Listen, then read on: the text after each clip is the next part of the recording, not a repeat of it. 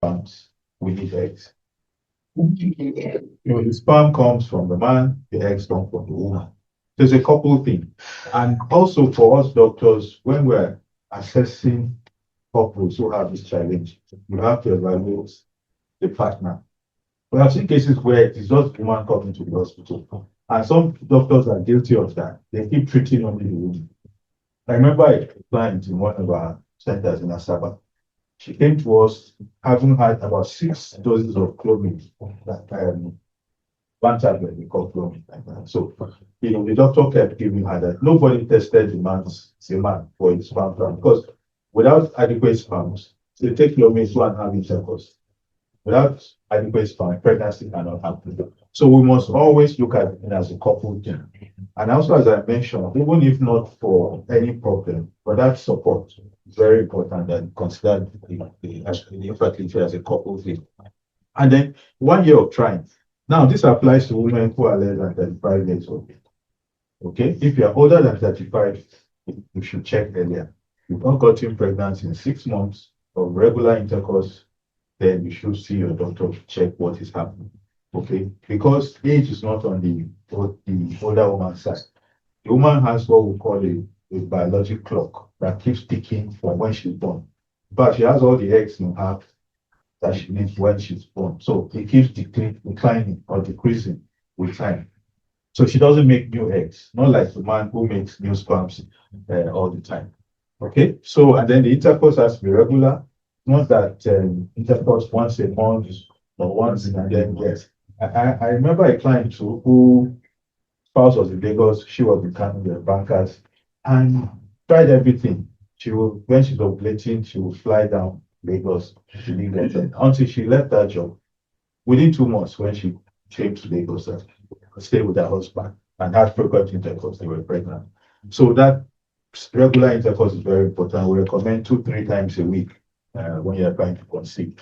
Now, of course, the couple should not be using any form of family planning. That's why we say unprotected sexual intercourse. You can't be using condoms or pills and then expect to get pregnant. So it's unprotected. Now there are 2 broad groups. Primary infertility means that the woman has never been pregnant before.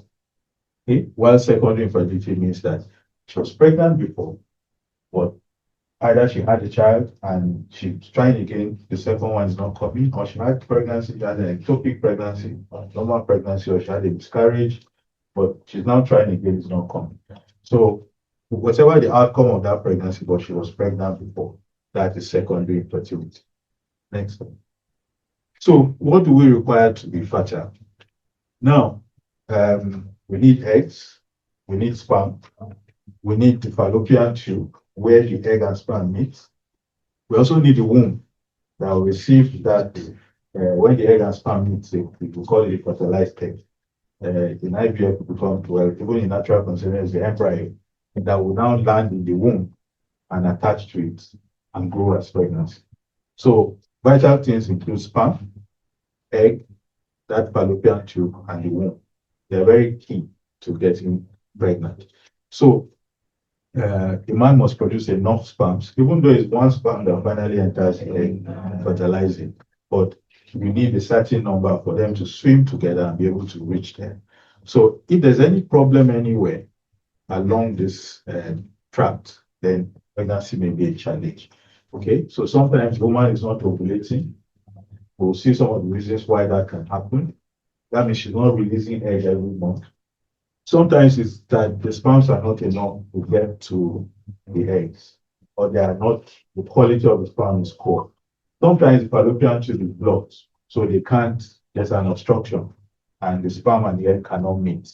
Okay, sometimes everything has gone well, but when the embryo reaches the womb and wants to stick to the wall of the womb, that place is not fertile or is not receptive, cannot receive the embryo.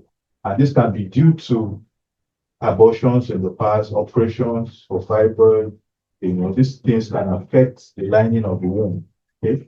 IVF or pregnancy is just like planting a seed in the womb. Okay, so in the soil, like a farmer would do.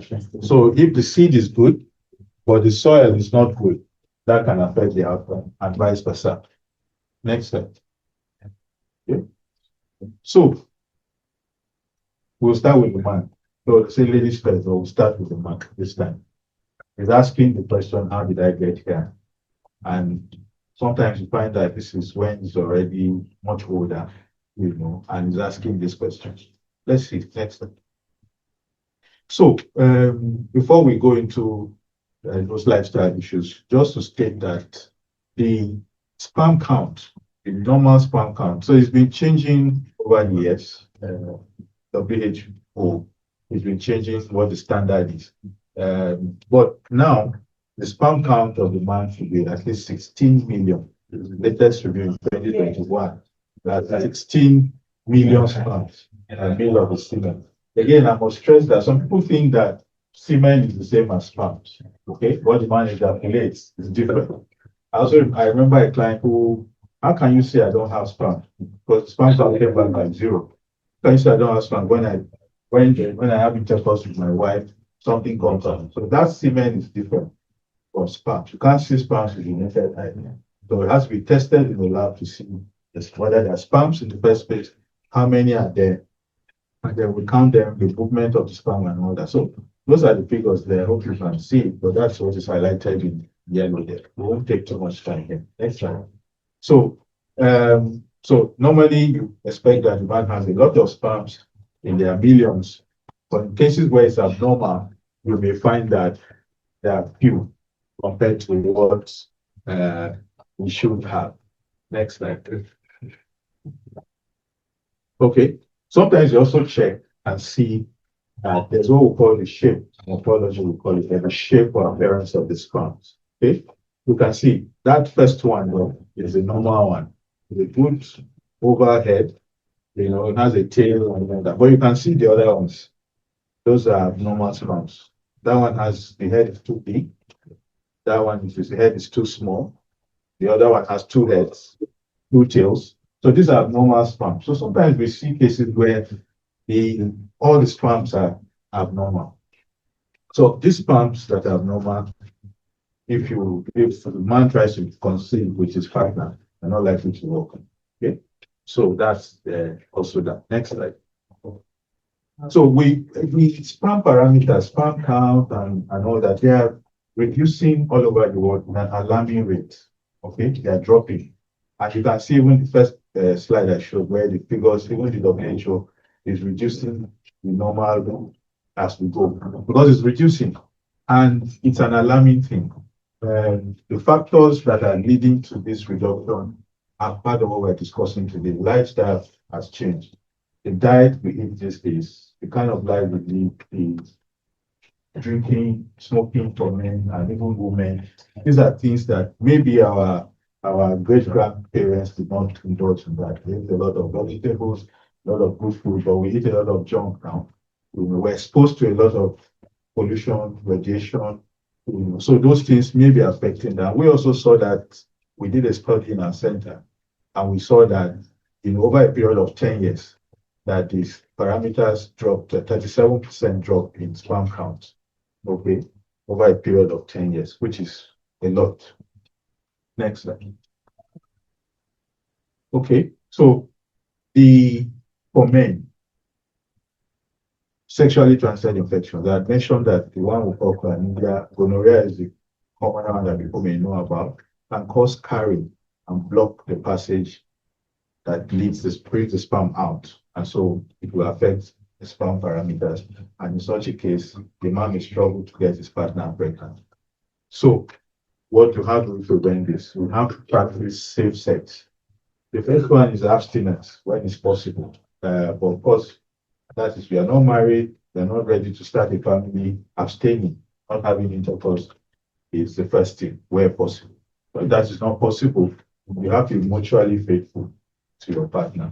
Okay, so it's not that you have multiple women you're having intercourse with, and also sometimes you are faithful, but that partner is not faithful. That also places you in the situation where you have multiple partners. If you can't do A or B, C is that if you're having intercourse with someone who is not, you're not sure being faithful, use condoms, and it has to be used correctly and consistently.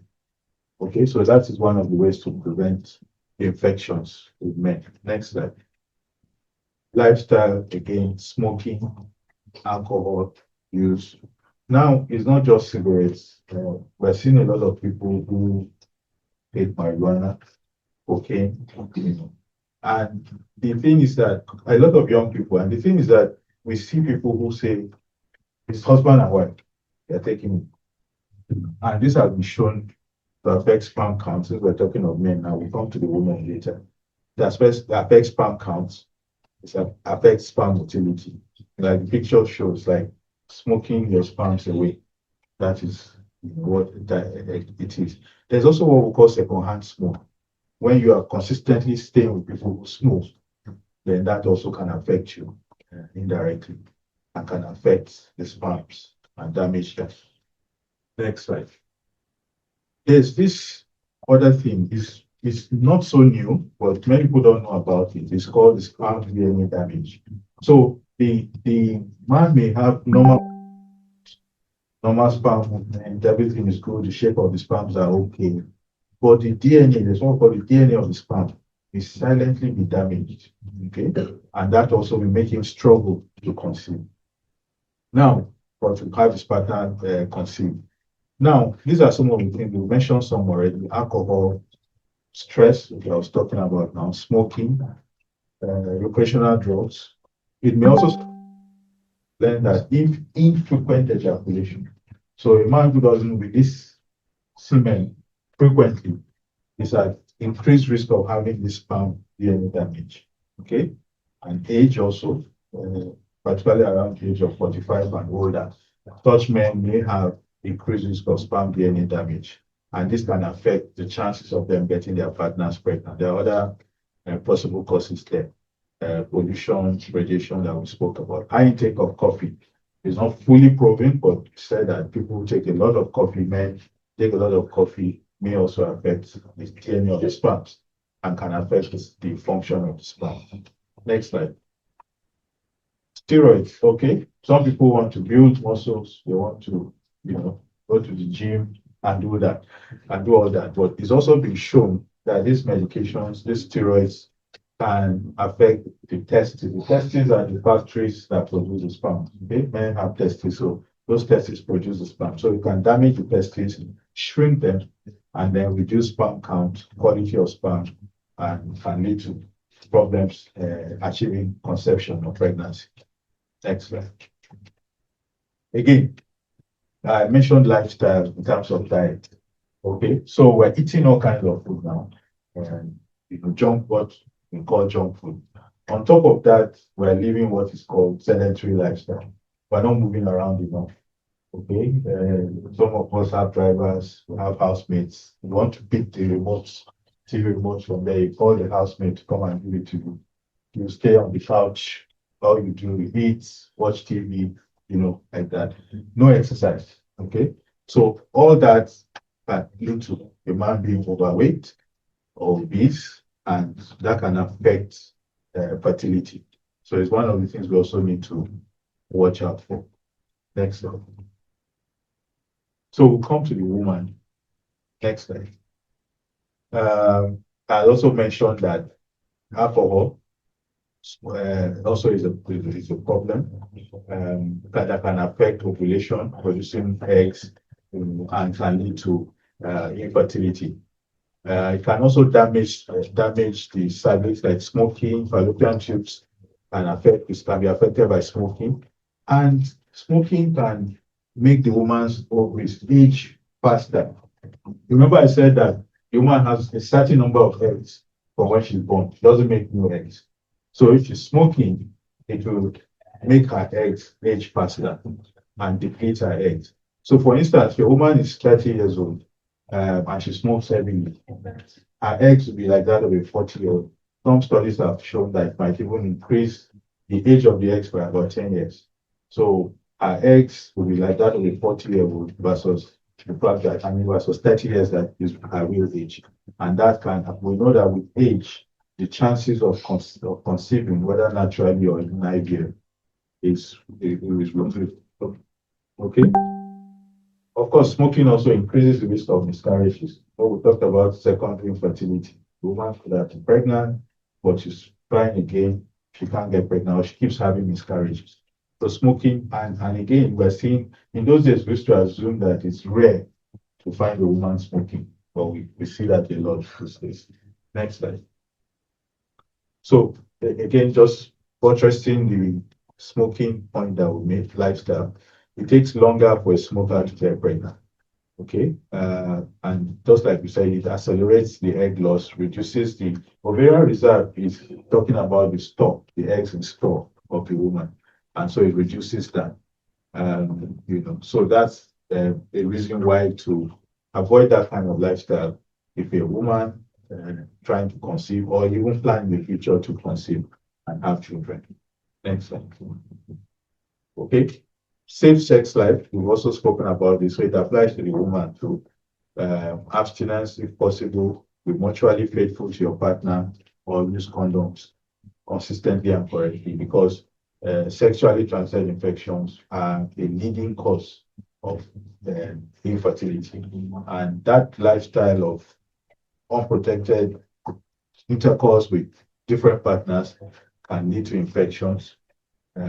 If you indulge in unsafe abortion, there's unwanted pregnancy, all those can affect your chances of getting pregnant, because they lead to infections that damage the womb, can block the fallopian tube. Remember, we said at the beginning that the woman is a fallopian tube, needs her uterus to be okay, amongst other things, to be able to. Next slide. So, age. We might say this is not lifestyle really, but again, I think it's related. The younger you are when you try to conceive, the better the chance you have of preventing infertility. It's because when we define infertility, we say 1 year of trying if you are less than 35 years, or 6 months if you are older than 35 years. Because particularly after 35, fertility declines rapidly, okay, more rapidly than if you are younger. And the number of eggs you produce, along with the quality of those eggs, decreases as you age. So, and sometimes it gets to the point that even with fertility treatments, the eggs cannot be used. So it's very important to start a family as soon as possible, or try to settle down as soon as possible. As you can see from that slide, the egg count is reducing by age. Okay, by the time the child is born as a female child, she has about 1.5 million there, and then you can see it dropping up to menopause. So by 35, the most fertile period for the woman will be between 20 and 30 years of age. When she gets beyond that, fertility begins to decline. So the earlier the better, because sometimes you see people who delay conception, sometimes not by their fault, because you don't have the right partner. Nobody will say, okay, you just have to start the family. You don't have the right partner. But what can you do in such a case? There's the option of storing your eggs. So there's what is called fertility preservation. You come and have the eggs collected, and then they are stored, and you can use them later. So if you store your eggs at 30 years, even if you are using them at 50, they are the quality and eggs of a 30-year-old, and the chances will be better. Okay. And also, apart from so starting the family is important. I was saying that yes, some people cannot, sometimes you have some jobs that say that you cannot start your family, you cannot get pregnant until certain number of years. So again, egg freezing can be an option when you have such situations. Next slide. So we've talked about overweight, we've talked about, for women in particular, they can also be underweight when the weight is too low. These days, people are modeling, people want to be slim. That also has been shown that it can affect fertility. So both sides, overweight or obesity and underweight, can lead to irregular periods, and then the woman not releasing egg, which we call ovulation, and that can affect her chances of conceiving. Okay, so next slide. So prevention is better than cure. As we begin to round up, alcohol came out strongly in the the lifestyle we spoke about, smoking, and I mentioned that it's not just cigarettes, marijuana, and all the other things we hear about these days. Avoiding them, uh, avoid stress. Okay, like I mentioned at the beginning of this presentation, that even if you are going through this challenge of infertility, know that you have to avoid stress. There's a stressful situation. It does not help because of the environment we are, where people also put more stress on you, whether it's mother-in-laws, whether it's neighbors, colleagues at work. But you have to find a way to avoid that psychological stress. And partners must support each other, must help each other. And that's why in our own center, for instance, we have a counselor, we have a therapist, because we know that it can be stressful. And some of the studies we have done have shown that when there's that support, spousal support, when they support each other, the outcomes are better. Even in successful IVF, even when the IVF fails, they take it better when there's that support. So it's something that we encourage. Avoid sexually transmitted infections, very important. Safe sex, diet, okay. Eat a lot of healthy food, okay. Fruits, vegetables. Avoid junk food, okay. Weight management. So if you are overweight or you are obese, whether you're a man or woman, you need to watch your weight. And if you are too slim, it can be a problem, as I've shown in the previous slide. Moderate exercise is a good thing to do. It helps you to keep in shape and will help also to avoid the problems of overweight and obesity in trying to conceive. And then starting your family early, very important. And it's not just for the women, because we're also seeing that even for men, that as they get older, their spouse become poorer. So starting your family early is very important. Next slide. That's okay. So I'll conclude by saying, as young men and women, fertility is something we've been entrusted with freely, and we should do all that is in our power to preserve it. We should jealously guard and preserve it where possible. That's the last slide. Thanks. Okay. Thank you for listening. Doctor, you're not going to run away now. We're going to take some questions from the club after this presentation. We would like to have questions. We refuse to ask the question and come to you and ask you respond. So let me have some questions in the out there. Any things that require clarification? Please kindly introduce yourself. That's it, sir. Good afternoon. Thank you so much, sir, for the beautiful presentation you just presented to us. Actually, I have been married for some time now. My name is Mr. Alfred Okebuno. And I often noticed that each time I'm having sexual intercourse with my wife, the sperm keep flowing out. In that regard, I don't understand why it's so, because it's been a train for some years now, and the conception is not forthcoming. So, what do you actually think is the cause of this challenge? Okay. Flowing back, watery sperm, we hear that all the time, but that's not what you should focus on. Okay. Yes, there might be some flow back, some fluid coming back and all that, but have you done a semen analysis? So that's the important thing. And if the sperms are not adequate, either count or movement or some other things, that is likely to be the reason why you're not conceived. But again, as I mentioned at the beginning, both of you have to be evaluated. Okay, we can't assume that when the sperms are abnormal, that's the reason for. But this flow back or watery sperm that is not proven to be a cause of infertility. But what are the parameters of the sperm life? That is the more important thing. So we could probably have a review on that, what the parameters are, then be able to advise you. Yes. Thank you, sir, for the presentation. There's not just like a woman that has love for the family.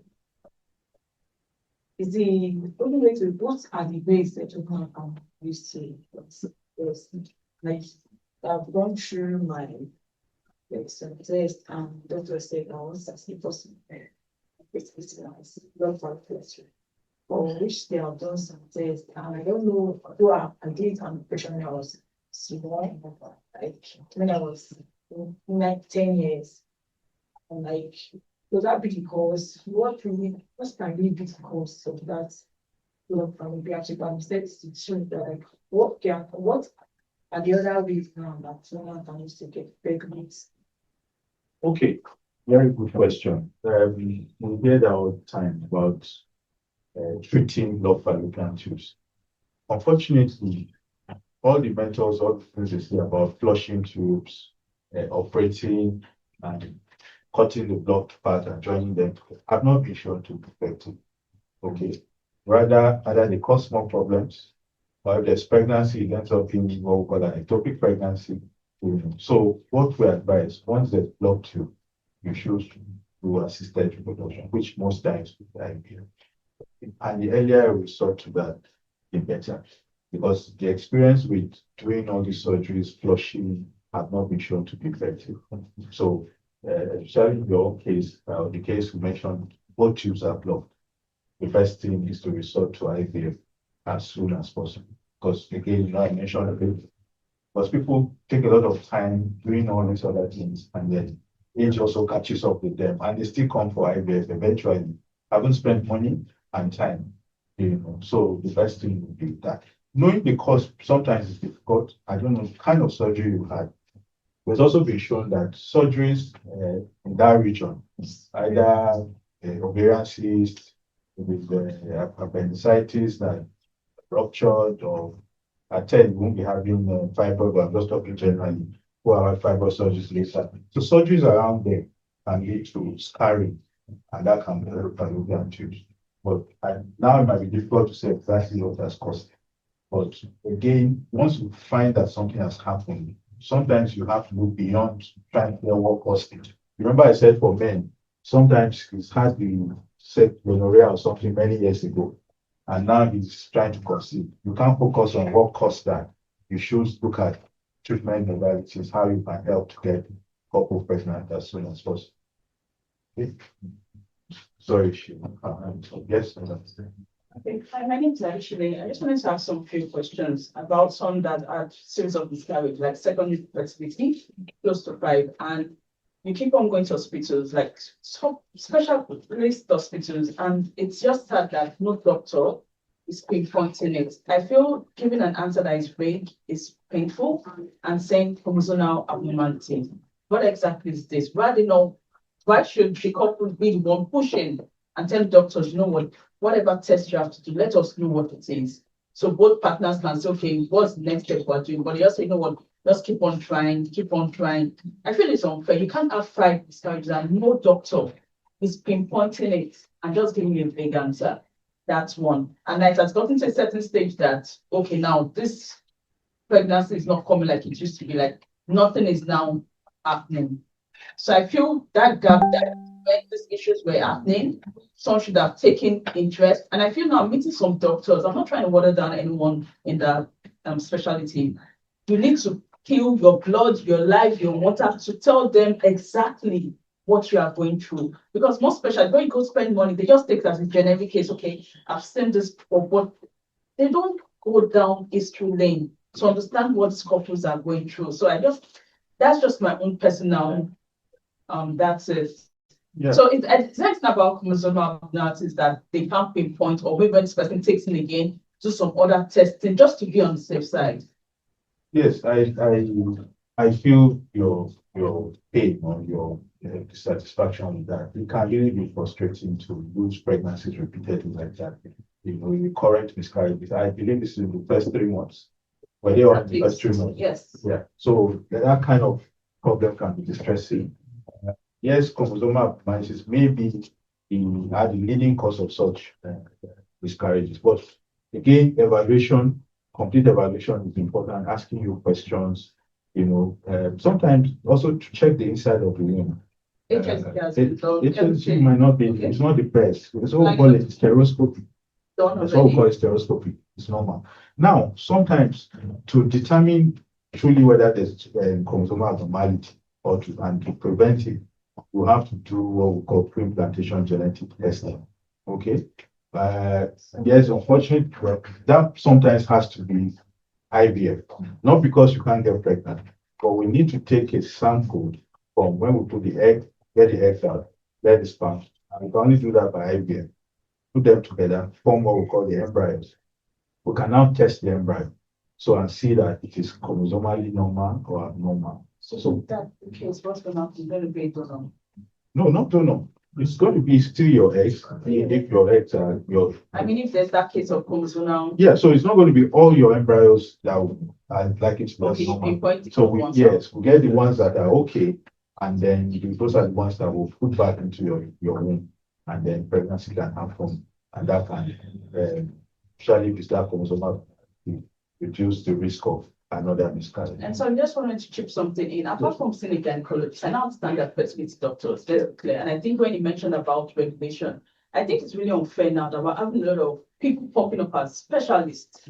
I understand and I respect doctors so much because I know what they've gone through to school. And I feel gynecologists, I don't know, correct me if I'm wrong, are gynecologists fertility doctors? Not necessarily. Because these people coming up to set up places and they're saying, oh, I'm doing IUI, I'm doing this. People are like, okay, it's affordable. Let's just do what we have to do. Let's go and borrow money. Let's do this. But you know one thing, you, the client, you have the right to get another opinion, to search and get. I saw a client just a few days ago. She did IVF somewhere in Port Harcourt. No information. Just did some scans, come for transfer. How many eggs were collected? I don't know. They said, I'm not supposed to know. No.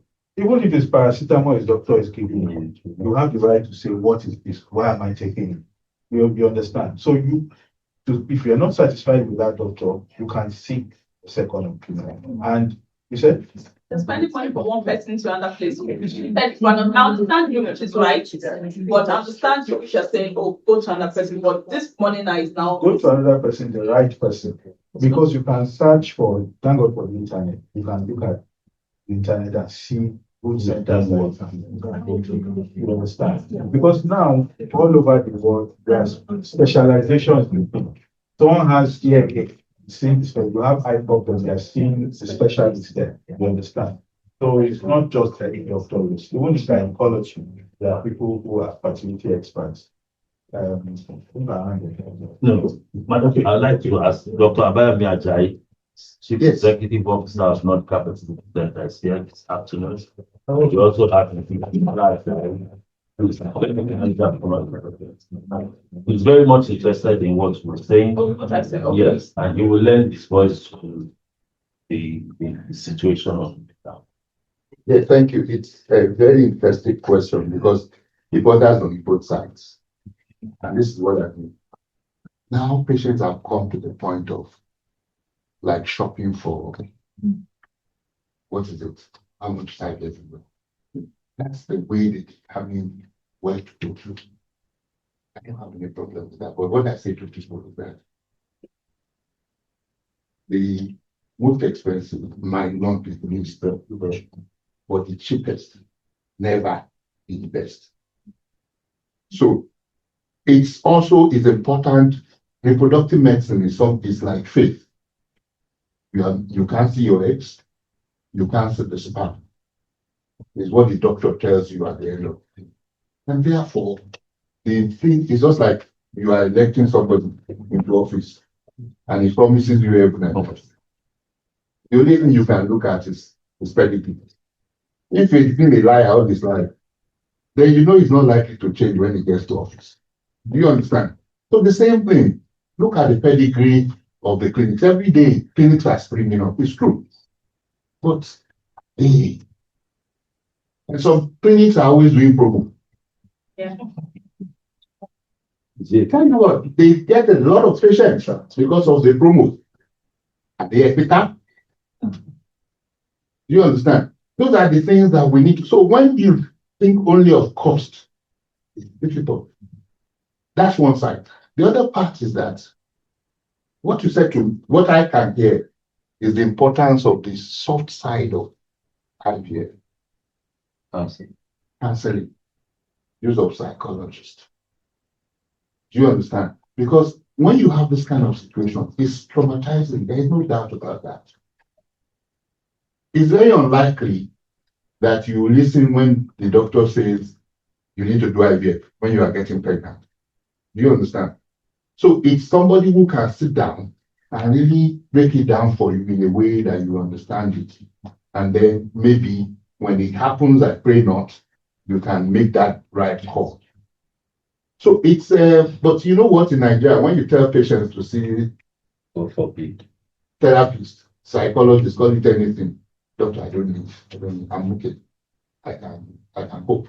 So there are so many things that we need, all of us need to learn. I think that is the importance of this kind of gathering, where patients and doctors can exchange views. So we can see what we need to improve on our own side, and you can also see what you need to improve on your own side so that we can get the result that you want. I hope you get what I'm trying to say. Thank you. But Oh, she was. no, she. She. Thank you, sir. Okay. Aki, any Sir, please, I want to ask that what are the other parameters to check to know maybe if room is receptive? Because I've been through an IVF before and it failed.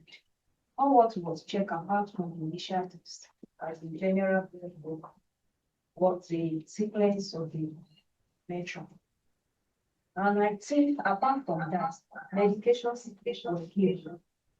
And what I was expecting before the transfer are the parameters, apart from the either the womb is receptive or not. I think this hormonal profile of the need to be checked. Maybe the progesterone is normal or not, because I have read, I'm not a medical doctor. I have read that one of the hormone important for this pregnancy, progesterone is one of them. That's one. Another thing, another question I have to ask is that for somebody having hydrocephalus, tubes removed, although with PID, I want to ask, is there any other needs to check? Maybe the PID still exists or not when the tubes or the hydrocephalus are removed. Thank you. Very good questions. That womb being receptive is something that not easily determinable. Okay. We expect that after a certain level of thickness, right, the womb, you can have your embryo transfer. Now, one important thing you mentioned is that progesterone. So if you do an IVF cycle where you use your own eggs, were stimulated, and ideally, progesterone should be tested the day of the sugar. The day will be the final injection before we collect the eggs, right? So that progesterone level, there's a certain level you should not go beyond. That can dictate whether that womb that time, that's the best time to transfer, whether it still should transfer in that same site. So it might determine, it might, influence decision whether to go on with the transfer or not. So sometimes you may have to keep the embryos and wait till the next month to transfer the embryos. So that progesterone can play a role in making that decision. Okay. Another thing to check is if you've had more than one failed IVF cycle, if you want to do what we call the stereoscopy, to look inside the womb. Or sometimes there's something that might be there that has not been picked, that is not allowing the embryos to implant. Now, there's one that is, So is it after the failed one or before the transfer? No, after the failed IVF. So normally there's a check of the womb before you do any IVF. There's a standard check. So depending on your circumstances, the doctor might say, go straight to do hysteroscopy. For instance, you had fibroid surgery before, or some other reasons that we pick from asking you questions or scan, we see something on scan, that will say, okay, remember when I started the presentation, I mentioned some things that we need for conception, the eggs, the sperms, the fallopian tube, and the inside of the womb, okay? So if there's any reason so basically a checkup should be done before you start, but there are different kinds of checks. So sometimes you might be told to do a stereoscopy even before you start. Sometimes after a failed IVF cycle or two before we say you should do that. Okay, so it depends on this case by case. Now there's another test. There's a bit far-fetched. It's called endometrial receptivity array or ASIC. In that case, there's a special check of the lining of the womb, whether we are transferring embryos in the right, what we call window of implantation. Okay, I don't want to give you all these details, but most times this test is done when you've had repeated IVF failures, 3 or more failures, where we think the embryos are good quality, everything is fine, but they're not just implanting. Okay, because it's not again not to say that one failure is not serious, but sometimes you don't rush into all these tests after just a failure. Because some of the tests also cost a lot. Okay, they cost a lot of money, and we might need to look at other more basic things before going to that level. But there's some of these tests are available to try to see what will be costing the failure of implantation. Okay. All right. We have some questions online, but I'd like to. Thank you very much. My name is Christina Okechukwu. Yeah. So, my husband was diagnosed of right ventricular cell, which had to do surgery, and I was placed on enhancement. We told that there will be an improvement. It's years now, nothing. Even before he had that surgery, we were having hope at least some months there will be like I'll miss my period. But ever since he did it, nothing has happened. In fact, do I say the whole thing decreased? There's no hope. So what might be wrong? Do we still have hope that something might happen? So, to empathize with you in that situation, but we mentioned that sometimes we focus on trying to find a cause or do some other things that, just like you said, for fallopian tubes, sometimes you have to move on to what will give you drug sex or pregnancy as soon as possible. The varicocele or the surgery for varicocele has not been shown conclusively to improve sperm parameter. Just like your experience, what we see is that sometimes there's a worsening, okay, or no change. And then you spend time and money. I would think you have spent a lot of money doing this. And then you, the wife, the partner is aging by the side. Waited all these years, still no headway. And then you eventually still come for the IVF. And you will have spent a lot of money. Age also will reduce your own chances. So what we normally advise, once you do your evaluation, doctor will advise you on what is best, the fertility doctor. Okay. And I remember a case where the man had about 4 million pounds and all that. He could have used that for IVF, but insisted on going to do varicocele, go take some medication. By the time he came back, it was 0 count. We had to be talking about other options, including donor, which was not very palatable. So, such a case should see the fertility doctor as soon as possible, so that because IVF can help. That's why IVF is here for cases where the sperm count is low, that it can help. Okay. But, Good afternoon. My name is Comfort Emmanuel. My question is sexual, like if you're not sexually active, what does it, how does it affect? Because I do go to the hospital and they keep saying, Madam, you are not sexually active. I've done fibroid surgery, but they don't give me just that you are not sexually active, age and so on and so forth. And after the surgery, years now, I went back again. I was having pain and they said, oh, ovarian cyst. So I don't know how to get rid of that because the doctor said there's no way to dissolve itself. And it's not, I'm not taking, it's short, it's not good on me. It's not telling well on me.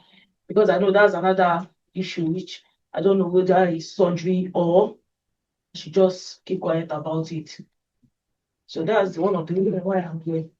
okay, so you have to determine and decide what is your focus, right? Conception, trying to get pregnant. Yes, They're trying to get pregnant. So, but I'm not married.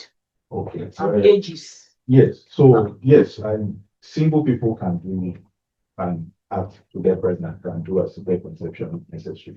So you have to take your focus away from those cysts, sexual activity they're talking about. Yes, people who want to get pregnant, I mentioned that we say two frequent intercourse, regular intercourse, 2 3 times a week.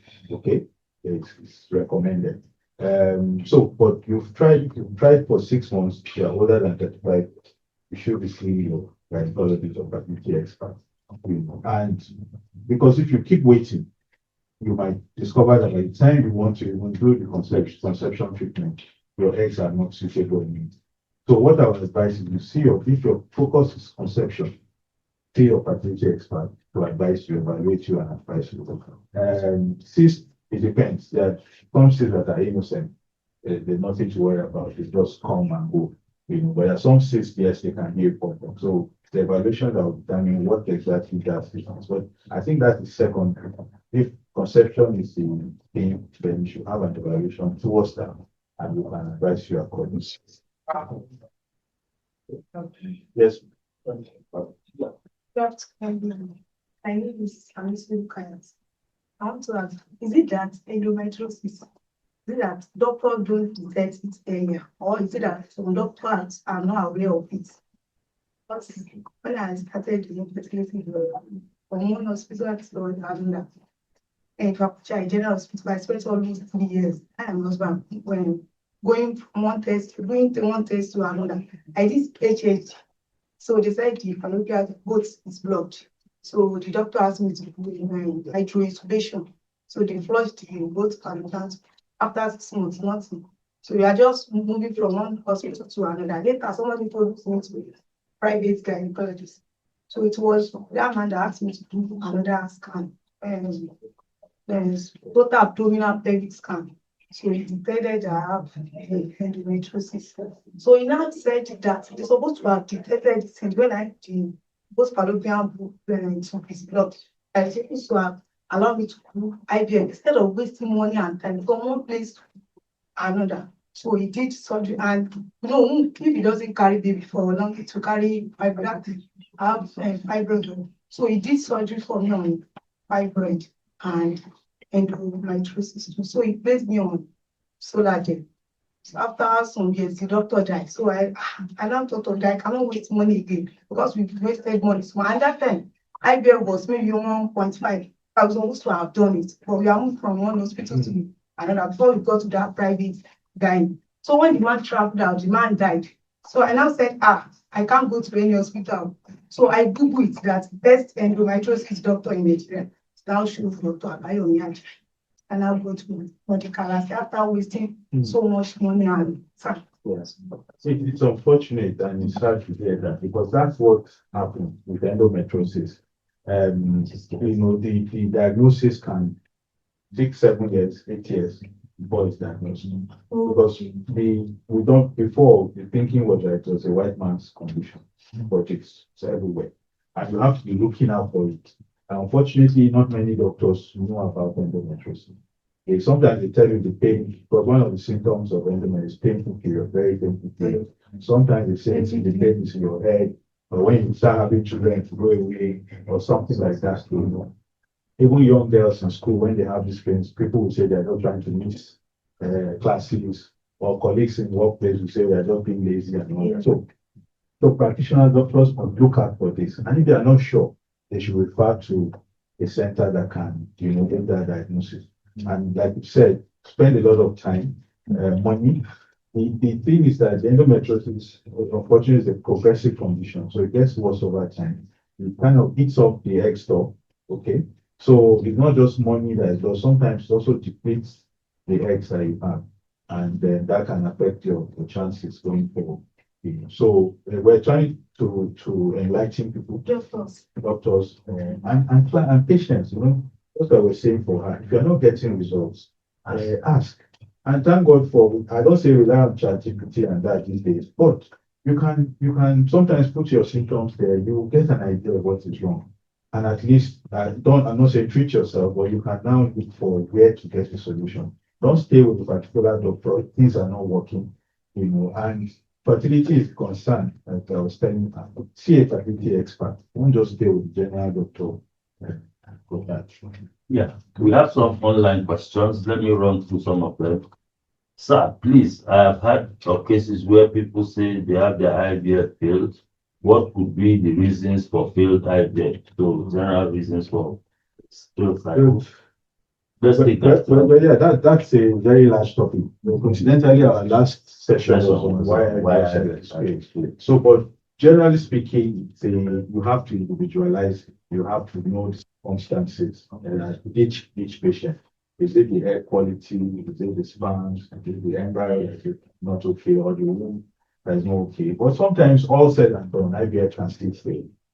You know, just like people, yes, normal conception, people don't get pregnant anytime they have sexual intercourse. Sometimes it takes a year before they conceive. So IVF can fail, but it works. For instance, we have over 5,000 babies and counting. Some have had failures, yes. But the lesson from IVF is not to give up. If it fails, doesn't mean that it cannot work for you.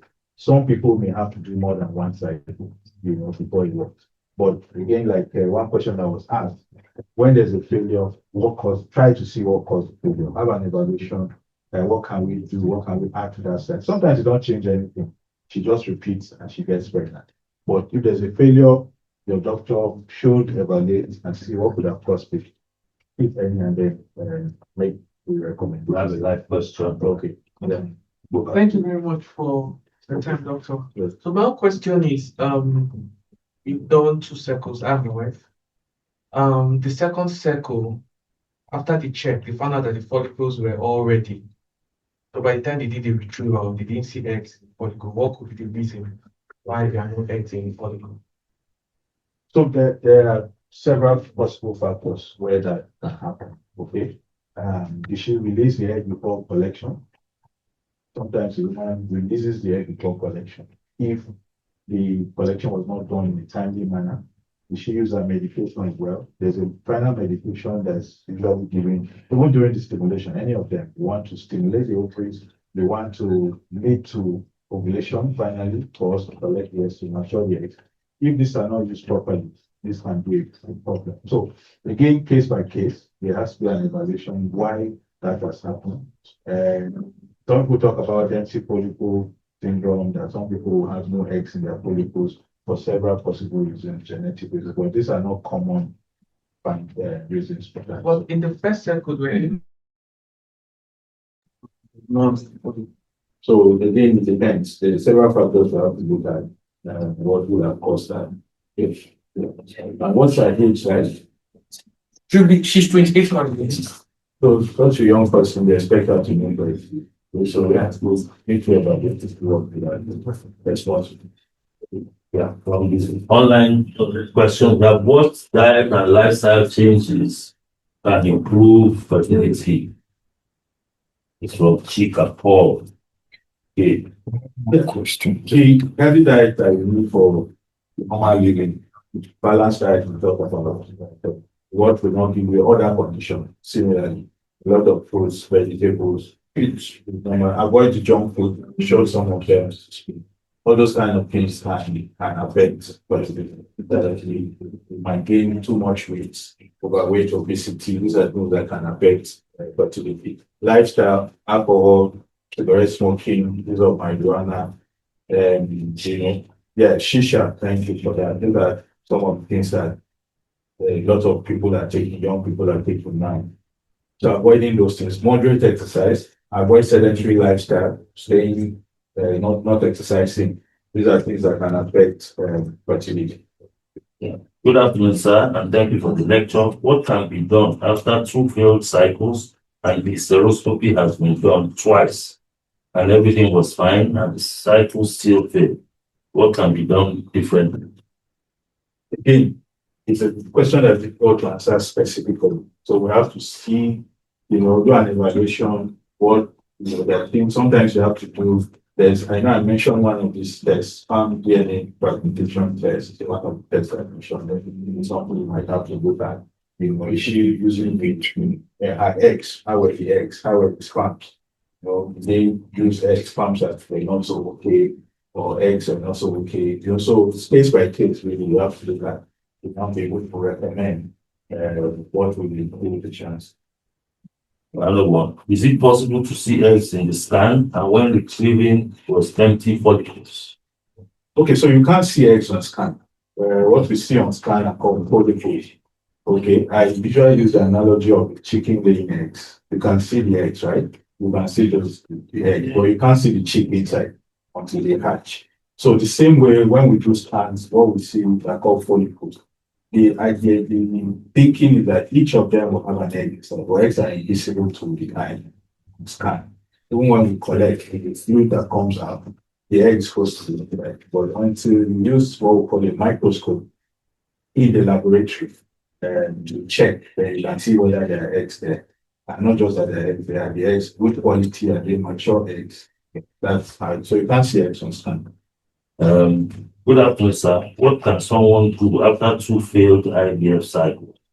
I think a similar process. Similar So again, evaluate, see what could have led to the failures. Sometimes you have to make some choices. Again, this was generally speaking. If you think it's the eggs that are bad, you think it's the sperms, sometimes you need alternatives. But those will come during as last result. Further checking of the womb, all those kind of things.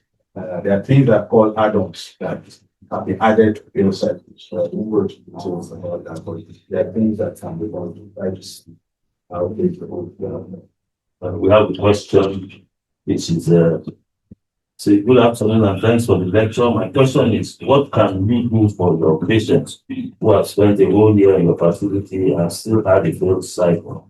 For instance, I went through 2 cycles and paid a lot. What can you do to help? And it's that I want you, as it stands, I want you to go through another IVF cycle again. But to help, if it help to achieve success, or to help because of some other Maybe financial help. Well, the usually repeat cycles are discounted. Okay? So if you I thought you find it's being serious, usually there's a discount which when they are repeating IVF cycles. So yeah. In case questions come, we'll still come back to you. But I'd like to That's the questions. Oh, okay. Okay. I Now, mean, when we're pregnant with PCOS. PCOS, Yes. I was wondering when it's money point. Corrected. Corrected. Yes. So PCOS, polycystic ovary syndrome, PCOS. Yes, pregnancy can happen even naturally with PCOS. Okay, but it's a known cause of infertility. So as pregnancy can happen with you might need IVF or some sort of assisted reproduction to get pregnant. And from my experience, the chances of patients with PCOS very good. But one thing to look out for when patients have PCOS and are doing IVF is a dreaded condition called ovarian hyperstimulation syndrome. So any center that we are treating during PCOS and doing IVF should be looking out for that. And prevention is better than cure.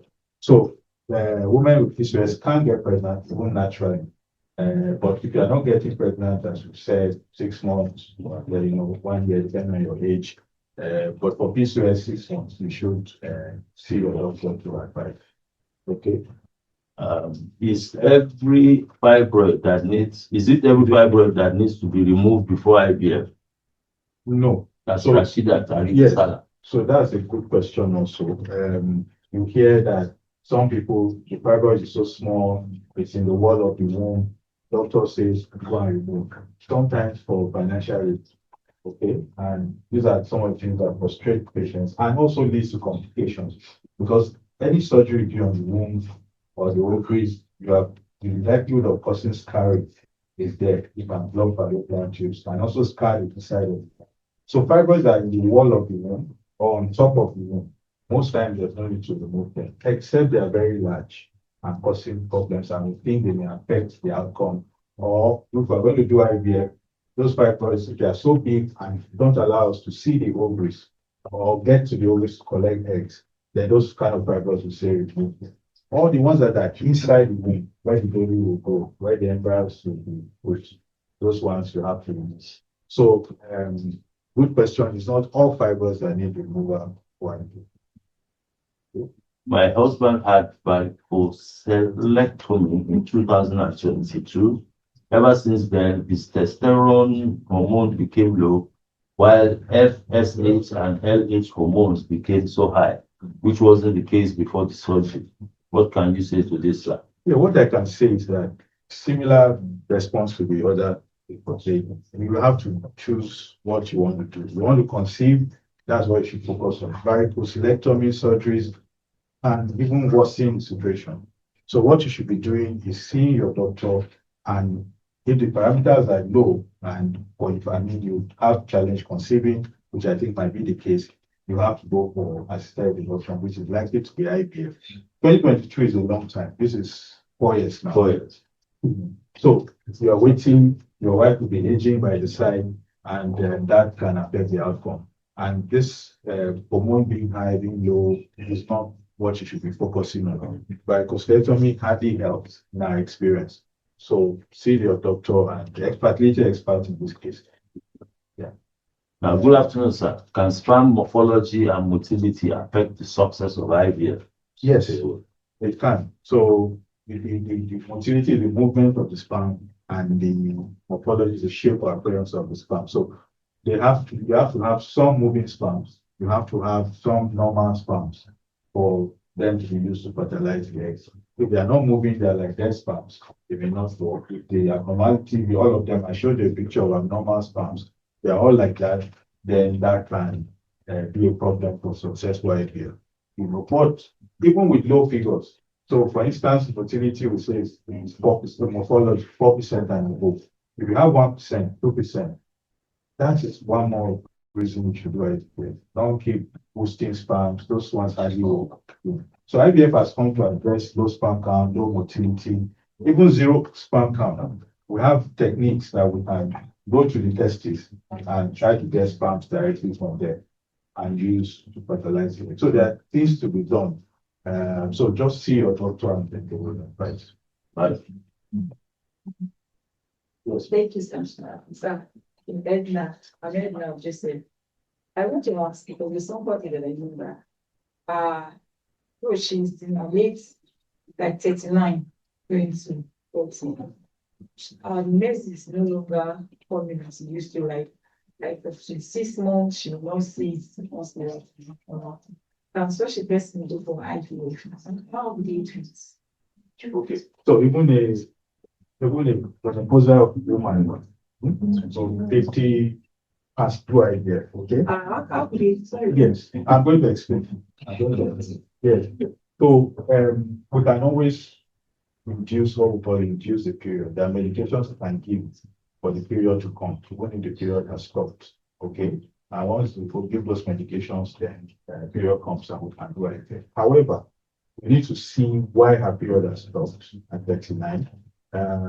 Is it due to scarring of the womb? If she has had operation before, some surgery for the right side of the womb, that can be reduced. There's also what's called mature ovarian failure. That means the ovaries, before the woman is 40, our ovaries are no longer performing the functions they should do. So the hormones are no longer doing, being produced the way they should. So the period will stop prematurely. Such a woman, her eggs, you have to see whether her eggs are still viable or can be used. So IVF can be done, but some choices may have to be moved. For instance, if her eggs are not found to be suitable, she might have to use what we call the moment. But yes, IVF can be done. Madam. My name is Mrs. Sandra. Please, what can you say to a woman that before marriage, period is constant, always coming? Immediately after marriage, but let me use it, if it's me. Immediately I got married, that month I was supposed to see my period, but I didn't see it from October until December. What can cause this? Now, another thing, it continues like that. Then it started coming regularly and then stops and now fluctuating. But recently, sometimes 3 months, I won't see it. Aside from that, sometimes I'll feel every symptom of a pregnant woman. Before I know it, the period will just come. It's not miscarriage because I had to go for scan and do other tests I can. They said it's nothing. There's no this, there's no that. Aside from that, you said some ovarian cysts they are just minor or something like that. After doing some tests, they'll say you have a minor, little yeast, little this, little that. And you know, doctors they keep referring, you can go for this, you can go for that. But with doing all those things, you still say nothing. So I don't know why. And I did HSD trying to see if there's any blockage or whatever. And HSD said no fibroid and also bilateral womb, it's okay, you can so I don't understand why the pregnancy. What's your age like? Going to 43. Well, I would assure you that it's not marriage that caused the I don't think Yes. 7 years ago, Yes. just immediately I got married, everything Yes, changed. likely a coincidence. You got married at what age? So that 36. 36. So it's unlikely to be that, but hormonal issues, changes can happen. Okay. But usually you expect this as you get close to 40 or after 40, especially after 40, the periods become irregular. But again, I'm going back to what I told one or two people earlier. If your focus is conception, which, yes, focus on that. Have you had an evaluation done? Doing HSG, doing and all these dimensions might not be what you should focus on. See the fact if your focus is trying to conceive, how long have you trying to conceive? 7 years. 7 years. Have you seen a fertility expert all these years? Or gynecologist? No, they keep telling me to do one test. So again, I think one takeaway from this meeting is that I mentioned that if you are older than 35 and you tried for 6 months and nothing is happening, see your fertility expert to evaluate you and your husband or your partner to see what is wrong. Okay. But sometimes we are looking at other things first. The real problem is something, and sometimes you can't even answer why some of these things are happening. We have about 10 to 2% of situations of infertility where we call it unexplained, where we can't, all the tests that are available, some don't believe in it, some say there are still something that are not tests that are not found, but there's a certain category where you do everything is fine, and they just can't keep waiting. So they may end up still having to do IVF. Okay. So I urge you to have a review with the fertility expert, you and your husband, to see what possibly is happening and what is the best option. Because as you get older, the chances reduce. I showed a graph of how the eggs are broken. Any other? Okay. We'll just take 2 more questions. Okay. Sorry. We are taking that. Thank you. It's yourself. Where's that place? I was in your center 2024. I went through telescope in your stereoscope in Lekki after 12 cycles. Please, what can you do for us as an assistant financially? That's when she comes in for review on the next steps. I always keep that time. I have been having consistent pelvic pain for 3 years now. It comes immediately after my ovulation and stops immediately my period starts. I have done laparoscopy and hysteroscopy, done infection tests, even CT scans, and doctors have not seen anything that should cause me pain, but the pain is still there. What can be the cause? Well, it's again, we have to ask maybe further questions. Pain around ovulation times is mostly normal. There's a kind of pain that, for some people indicates that they are ovulated or they are ovulating. So it depends. It could be that. But again, as I said earlier, what is your focus? Is it the pain? Are you trying to conceive? So you should have an evaluation with your gynecologist if it's also fertility doctor that you can see. Endometriosis, possible cause of pain. But you said you've done is laparoscopy and nothing was found. But that is sometimes not foolproof. But have an evaluation done, ask further questions, and you can see and be able to advise. We have doctors, you. Sometimes people say they've done hysteroscopy, they've done laparoscopy. You ask where they did it. Do you understand? Because you can have equipment, if you don't know how to use the equipment, it's not of any use to anybody. So it's still the same thing. The pedigree of the doctor is so important. And I think if you don't take anything away from today, just let that sink in. It's not because you say you have a stereoscope, then you can do. I mean, so sometimes when I see this kind of things, I just shake my head that, yeah, if you are happy with what you have done, fantastic. Because you ask for the name of the hospital now, then you hear something, and then you say, who is the doctor there? You see that the person is not even a gynecologist. So I think we need to be very careful about all those things. I think it's a good point to make, and thanks in what she said about people even doing what they are looking for. So, yes, Sir. All right. Good afternoon, everyone. My name is Antonio Hegwe. Please, I want to get a clarification of this. Just like I heard from behind there.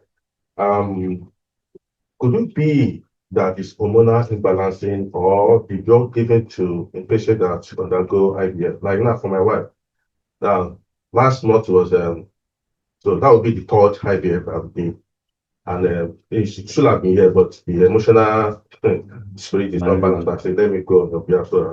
So, but during this after the IVF transfer, whatever that has been done, all these symptoms that we normally hear that a pregnant woman normally have. But I would say she had like 95% of it. But at the end of the day, nothing happened. So I want to ask, could it be the medication given that is just making that one to feel like is it a false alarm or whatever, or um, hormonal imbalances? I just need the clarification so that because I know, like in global as I know, we could go for more, but somebody just need to have a very clear thought that it's not just false symptoms or maybe drug or this. I don't know if you're getting my point. I get your point. We get that question, the time comes, we've done pregnancy test is negative. And she says, but I had all the symptoms, breast fullness, I had all the signs. So you are right that the hormonal medications, particularly the one called progesterone, okay, can mimic these symptoms, the side effects can mimic pregnancy. Okay, so you can feel like that. But I always tell clients that the final test of whether they are pregnant or not is that pregnancy test. There are people who don't have those symptoms and they are pregnant. There are some people who have all the feelings, all the signs, and the result comes back negative. So you have to use the test that determines that.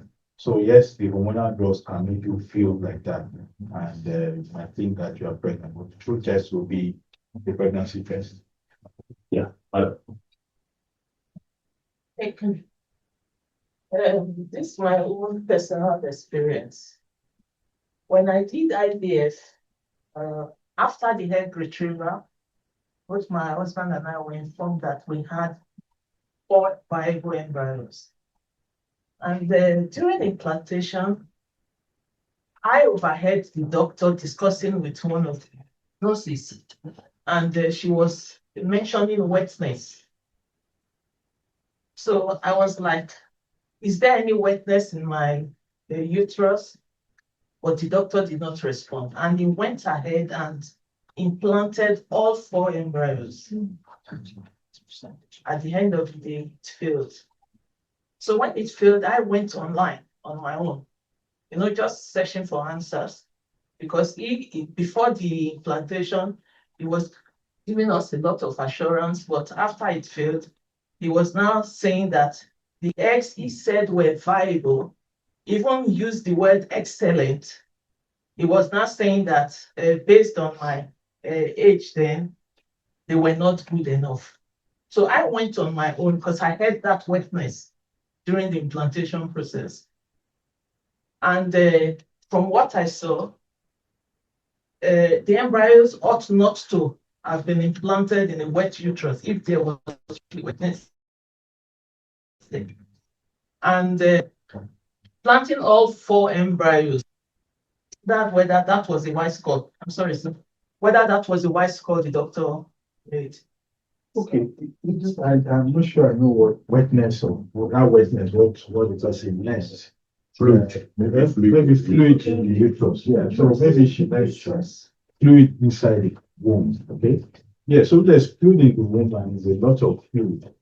You might not want to transfer in that cycle, okay?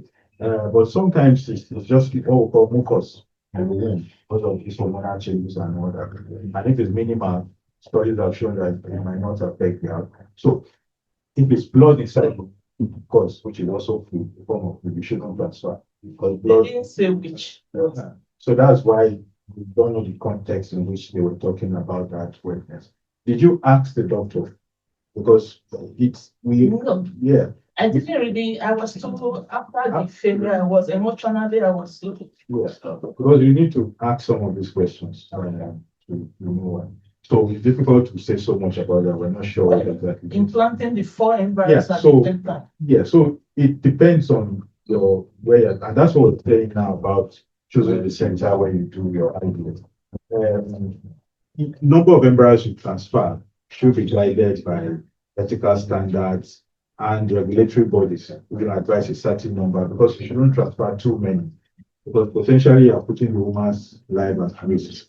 Because if all the 4 embryos implant, sometimes embryos can split again, and you have so and that can lead to miscarriages, can lead to problems in pregnancy, blood pressure going up, blood sugar, and all that. So, but you as a client should have had a discussion with the Wasn't, all those. Actually did the research after.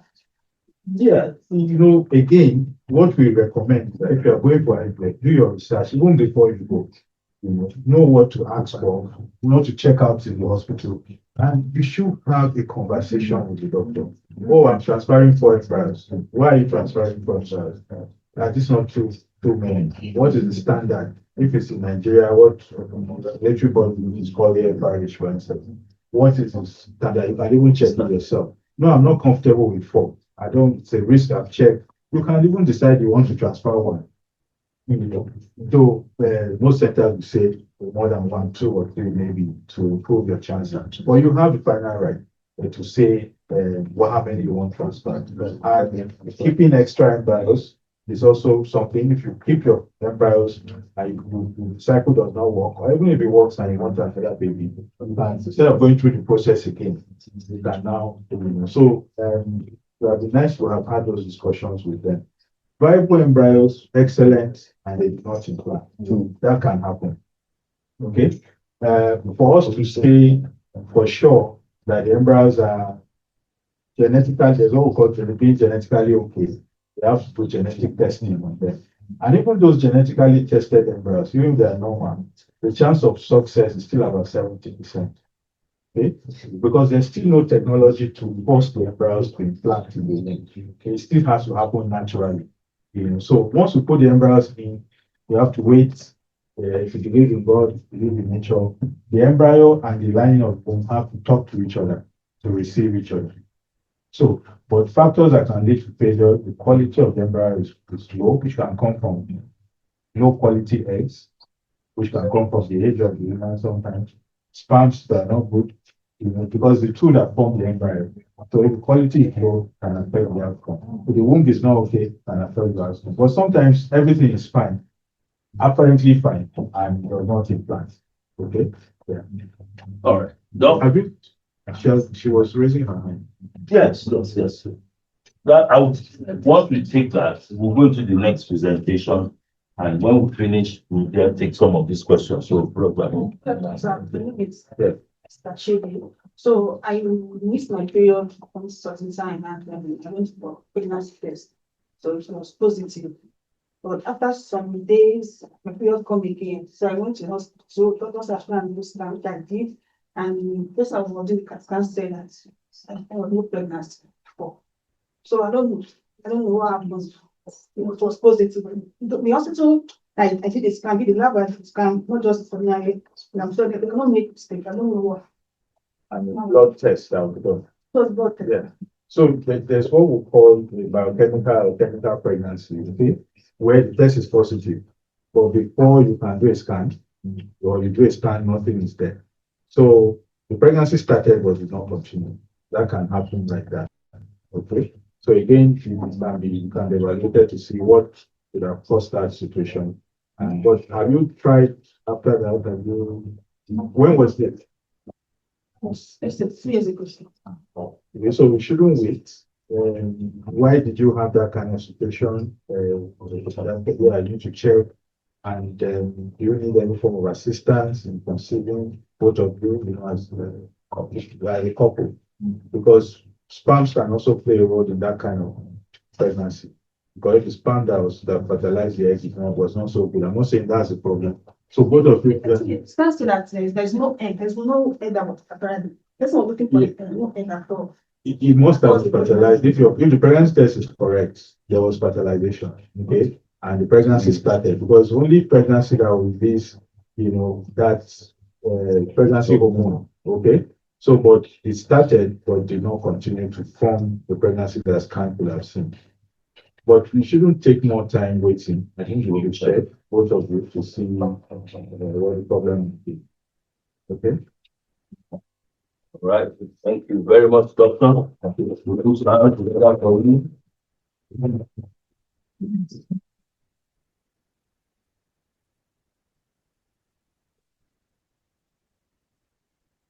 We're going into our second presentation for today.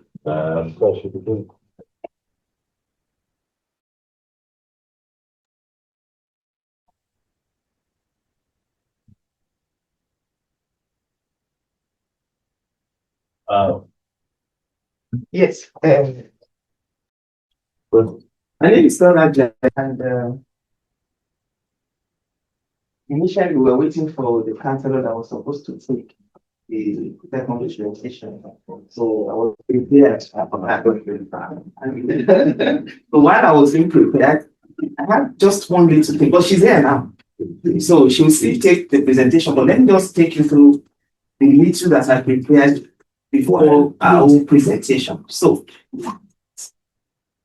before we begin, I want us to speak life, hope, and strength over ourselves together. Okay? So you say it after me. I'm more than my fertility journey. I am more than my fertility journey. My worth is not defined by a diagnosis. My worth is not defined by a diagnosis. I choose hope over fear. I choose hope over fear. I will not carry shame. I will not carry shame. I deserve support, compassion, and care. I deserve support, compassion, and care. My story matters. My story matters. My story matters. My story matters.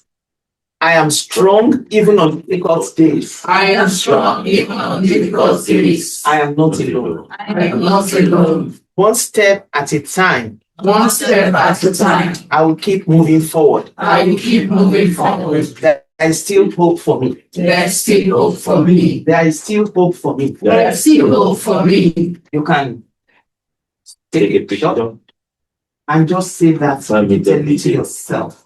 When you say it, believe it. And when I'm not alone. You see, a lot of people feel alone, even in marriage. So I'm happy to see some men here. In fact, a man came, the wife is not here.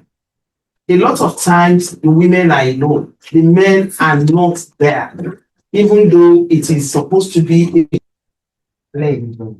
So I'm glad we have men supporting their wives. It's a couple challenge. It's not a wife's challenge. It's not a man's challenge. It is couple. So I am not alone. You can screenshot and just say that to yourself every month. Just believe it and you'll be there. So I came to take pictures and I was asked to speak.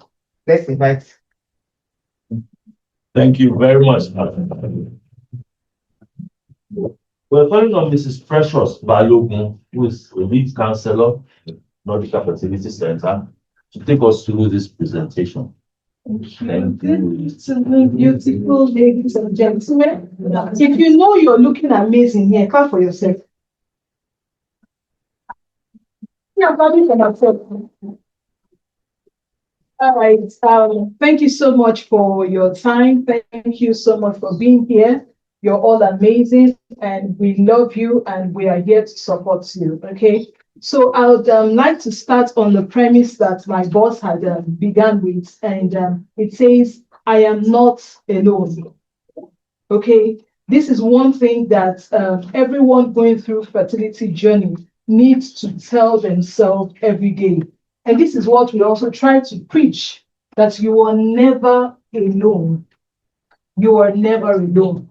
At that point where you feel lost, at that point where you feel empty, at that point where you feel, I'm on this journey alone, that is why you need a counselor, you need a therapist, you need someone to speak to. Okay? It helps you unburden. It helps you make that heavy load become light. So tell yourself you are not alone. Right. Seek help, seek support as much as possible. We do not want you to walk through the fertility journey alone. It is heavier when you're alone or when you feel alone. Okay? All right. Welcome once again. I hope we're having a beautiful time. So we're looking at navigating your IVF journey. Okay, we're talking about fertility, we're talking about assisted reproductive techniques, okay, and we're also looking at IVF, how to navigate this journey. This is a journey you probably have not taken before. For some of us here, you have not embarked on this journey ever before, and this is the first time you want to try out something. You probably have heard so much about it, you've read about it, you've studied about it, or maybe you're just walking into it blindly, okay? So we want to talk to you on how to navigate this journey from the angle of a counselor, okay? Next slide, please. All right, so your very first step towards becoming a parent starts with initial consultation. And I'm sure that Dr. Ajayi has done great diligence to that fertility aspect. Okay, so the very first step you need to solving a problem is identifying the problem, identifying the root cause, identifying what the challenge is. And so that begins with your initial consultation. Your initial consultation with the fertility expert helps you to understand what your own challenge is. Now, everyone in this room might be going through infertility or maybe struggling with infertility or know someone who is struggling with infertility. But I'd like to tell you that everyone's story and everyone's line is different. Okay? In fact, that is why you hear the personalized treatments. Because what's applicable to me might not be applicable to the next person. What I will need for my treatment, it might be different from what the next person needs. Okay, so you need a consultation. You need someone to be able to diagnose what the challenge is, how best to go about it, how well to tackle it, and what treatment nature suits you as a person or as a couple. Okay, so it begins with an assessment, okay, to understand your own unique situation and how best outline the best treatment plan that suits you. Next slide, please. Now, after the consultation has been done, you're looking at the emotional and lifestyle preparation, how to prepare for this journey you're about to embark on. Okay, what are the steps to take? What are the things you need to do? What are the things you need to observe before you embark on this journey? So we talk about the emotional well-being. Now, you need to share your fears. Now, sharing your fears has to do with two angles, I would say, both with the fertility expert, the counselor, as well as your spouse. We see situations where you're talking to a couple and the woman has her fears. And maybe she waits after the consultation and probably the spouse had just stepped out, or the other way around. One person steps out and says, please, doctor, I'd like to have some more time with you. They have their personal fears. So we give you an opportunity to express that fear and look for best solution on how to manage your fears, your concerns, and your worries. Okay, so we offer the free counseling session where we give you a non-judgmental opportunity to express yourself. Now, no one is judging you for where you are right now, because of course you didn't plan to be here. No one would wish to go through this journey. All right, so we give you an opportunity to express yourself and look for the best way on how to manage. Like I mentioned, there's uniqueness in this treatment plan. So how you would even manage your emotions might be different from how another person. Some people manage their emotions by just hanging out, while some people manage their emotions by what? Being quiet, being in one place, in a quiet spot. All right, so how you manage your emotions would be different from how the next person manages their emotions. Okay, so emotional, the IVF journey itself is psychologically challenging and fills with a lot of emotions. Okay, so you need to know what your fears are, how to tackle your fears when you have identified the fears. Okay, so you now look forward to the next lifestyle adjustment. What are the things you need to observe? What are the lifestyle adjustments you need as a person? Do you need to stop some attitude or some lifestyle? Do you need to embark on a new lifestyle? Do you need to change your diet? Do you need to work on your weight? Do you need to work on some medicals, some challenges that you already have? Okay, underlying challenges. You need to understand how to best manage your own situation. So a lifestyle adjustment that applies to you. Okay, so BMI of 40 is different from BMI of 22.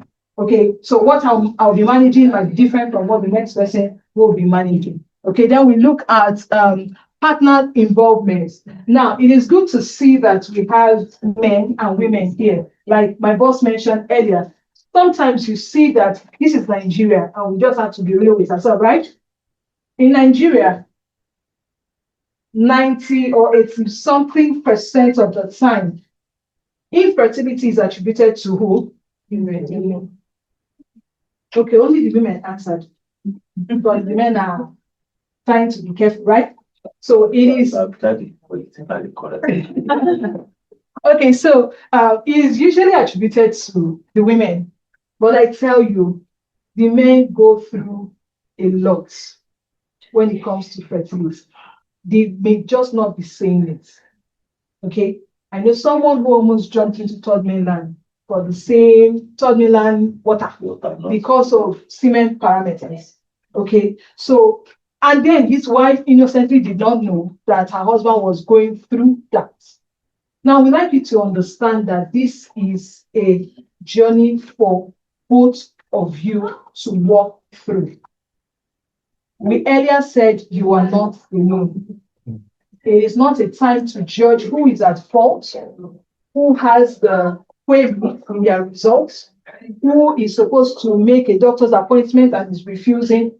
It is a time to work together as a team if you must achieve success in your fertility journey. It is not his fault. It is not your fault. We are a team and we work together as a team. Okay, one will chase 1,000, two will chase 10,000. So imagine the multiplication there. All right, so together as a team, you can do better and you can get better results. So much that if one person is down emotionally, the other person is there to support. One person is unable to express the way they are feeling, the other person is there to hold their hands and to say, this is what my partner is going through. I know I've had good experiences where you see a man saying, please talk to my wife. She needs support. Oh, please talk to my husband. He's feeling discouraged. Okay, that's the team. I've also seen situations where you say, talk to her. I don't know why she's carrying her face like that. The whole world is not on her head. All right, and you say, oh, please talk to my wife. I know she's overwhelmed and she needs support. Can you please call my wife to talk to her? So this journey, I'd like you to know that to achieve success, okay, you need to work as a team. carry your partner along. Men, carry the women along. Women, carry your husbands along. Your partner may not be able to make an appointment with you, not because they don't want to. Maybe something came up. Maybe something happened. Maybe they're unable to even start. You could see I saw someone who came for a pregnancy test, and I asked, where is your spouse? Fortunately, the pregnancy test came out positive. And I said, where is your spouse? He's not here to celebrate with you. And she said, he does not have the heart. He was just afraid that what if it turned out negative? Who will break down more? The man in that case will break down more than the woman. So he already has pictured what will happen, and he's trying to prevent it. And so he didn't come for the pregnancy test appointment. Okay, so carry each other along. Next slide, please.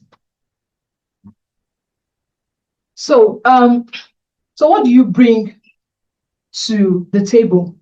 You want to embark on a journey of fertility, treatment, and attention. What do you bring to the table? Number one, we'll talk about comprehensive health history. Please, we encourage you as counselors that when you have an appointment with the doctor, with the consultant, please say it the way it is. Every bit of information is important. Every tiny piece of that information is important. You cannot withhold some part of the information and expect your treatment to work, because your treatment is planned with what you have told the doctor. Every bit of information on the history is very, very important. Okay? You may not be able to share it in detail, but give an idea, please. It is very important. Okay, the next thing you bring to the table is your health records. How far have you gone? This is the history. This is how far I have gone. This is what I am on. This is what I am doing right now. So we can see if it's working or if it's not working, if there needs to be an adjustment, if there needs to be a change in the plan. Okay? Every record is important. And I tell people, take medical records, very important. Take record of everything you are doing, everything you have done, every step you have taken so far. Okay, you hear some people say, I went somewhere, they did some tests. I went somewhere, they did some procedures. What did they do? You yourself need to be involved in your treatment. Be fully involved in your treatment plan. Have the records.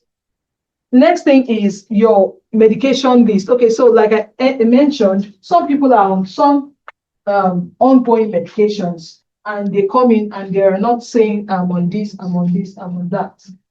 For example, let's talk about a woman who's already pregnant. Let's say she had an IVF and she had a successful treatment and she's pregnant and she goes for antenatal care, and she's not telling her doctor, okay, her ANC provider, antenatal care provider, that this is what I am on.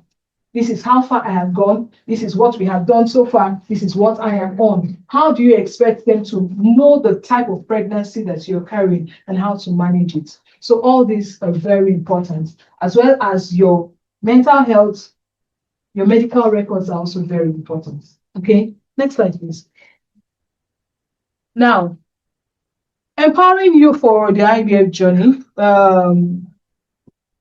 Counseling is divided into the 3 parts. Okay, we have especially when you're about to start, we have information counseling, we have implication counseling, and we have the support counseling. So they are divided into 3 slots where support is provided, information is provided on the entire treatment plan, okay, and implication. So let you know this decision I'm about to make, this is the implication. This step I'm about to take, this is the implication. I'm about to do an IVF, I'm about to do a treatment. I am this age, I am 51 years old. I want to use my eggs. These are the implications. All right. So we'll talk about the informed decision. So the counseling helps you to make the right kind of decision. You're not being imposed. Okay, or sorry, no one is going to impose on you the decisions you would make. But the information you would get will help you to make the right kind of decision that will help your treatment to be successful or that can improve the success of your treatment. Next, optimize health. Okay, so you address reproductive health comprehensively to maximize your chance for a healthy pregnancy, because it's not just about getting pregnant, it's also managing you through the entire stages of the pregnancy. All right, so this also helps when you have the right information and all of that, it helps to reduce stress. We usually would have in our clinic, we have what we call IVF and You. Okay, so it's a program, it's a seminar that helps you to understand what the IVF cycle is all about. And guess what? Everyone that has gone through that seminar tells you it was easy to navigate through the IVF journey because the tension reduced as I knew what to expect at each stage. That is information. I knew what to expect, so much that if you're not seeing what you were expecting at a particular time, you can ask questions. Hello, excuse me, sir. I was told that at this time I'll be seeing this, I'll be seeing this. Why am I not seeing it? You can ask the right questions, you can make the right decision. And the stress, anxiety, and tension reduces because you already know how to plan your expectations. Next slide. Nope. Go back. All right, so why do you need this pre-treatment counseling? Why do you need counseling? Counseling is support. Why do you need counseling? You don't want to be alone. Why do you need counseling? You should not be alone. Okay, you should get all the information and support as much as possible. So pre-counseling, pre-IVF or pre-treatment counseling helps you to understand the implications of your decisions, of your plan, helps you explore emotional, psychological, as well as relational impacts of IVF using your own eggs, using donor eggs or surrogacy treatment, or as the case may be. All right, it helps you to understand the implication of every decision you make through the journey. It also helps you to manage your expectations. IVF is not 100% all over the world. So if you can picture that first, you will tell yourself, I'm like a farmer. I have my beautiful seeds of corn in my hands. I have the best of soils, okay, to plant my seed, but I do not have control over that seed bringing up. All right? So you will do your best as the farmer, and you will leave the rest to the one who has control over it, not you. Do you understand? You will do your best.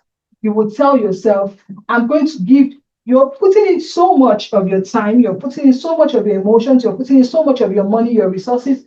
You're going to do your best as the farmer that you are. Every farmer aims at getting good harvest at the end of the day, correct? So the farmer does his best. He takes the best of the fertilizers and all, and he waters his ground and exposes it to direct sunlight for everything to happen. But I bet you not all those seeds of corn will germinate and bring up crops, correct? So you're going to do your best, but know that whatever comes, you're ready for it. There are people who I've seen that had positive treatments, all right, positive outcomes, but they were not even prepared for it. They were not prepared for it. I know someone who said even if this pregnancy comes out, even if this treatment works and I get pregnant, I'm not sure I want to continue these injections. But meanwhile, those injections are very important. She's not ready for even the outcome. She's not ready for the baby. She's not ready for the twins. She's not ready for, I'm not sure I have what it takes to manage pregnancy, multiple pregnancy. Meanwhile, when you were having your consultation with the doctor, you were already telling the doctor, I want to have 2. It's 2, it's 3 I want to have. But sometimes when it eventually happens, you're not even ready for it. So ask yourself, how prepared am I? How ready am I to take this journey?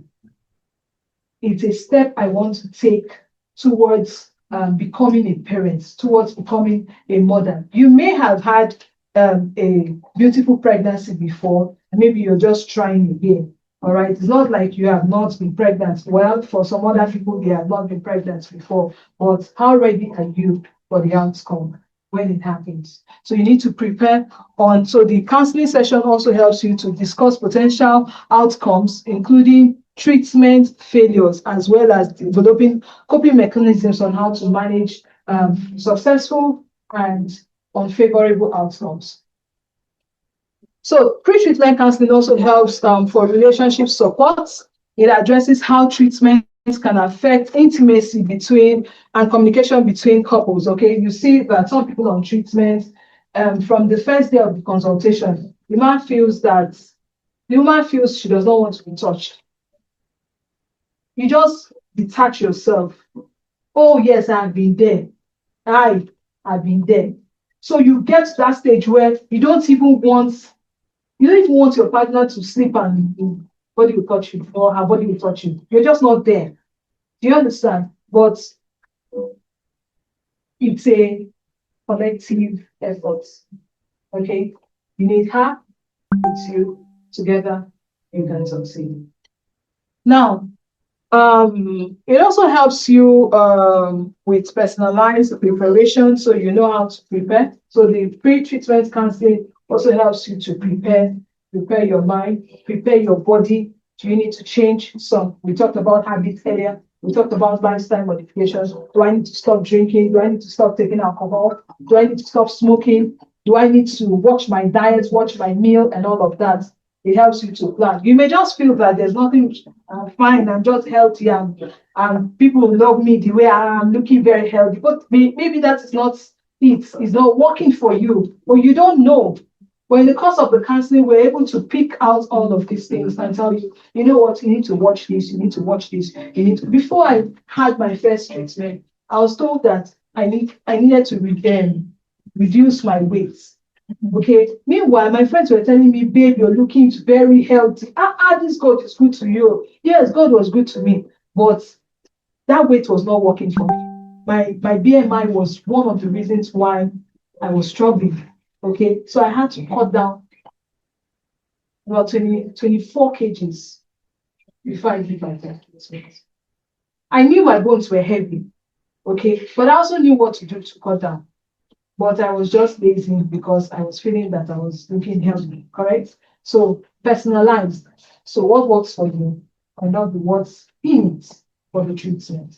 All right, so next slide. So in conclusion, pre-IVF or artificial reproductive technique counseling is very, very important because it's a foundational step that sets a positive tone for your entire IVF journey and experience. Okay, so it gives you the knowledge and support that you need.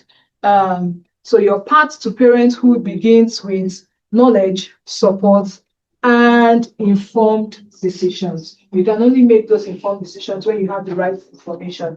All right, you have the right information, you understand what the treatment is all about, you know what is applicable to you, you can make the right decisions, you can take the right steps, and you expect the best results. I always encourage, be positive, have a beautiful mindset that expects nothing but the best. So much that. Okay, so let me share part of my story with you. My first pregnancy test was negative. A lot of people do not know, even my friends. My pregnancy test was actually negative. Okay, but I repeated the test. So when the first test was negative, I told myself that, babe, you're not going to tell your husband that this result was negative.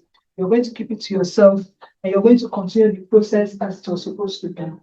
We went out, and I came back and I noticed blood. And I just called only one person.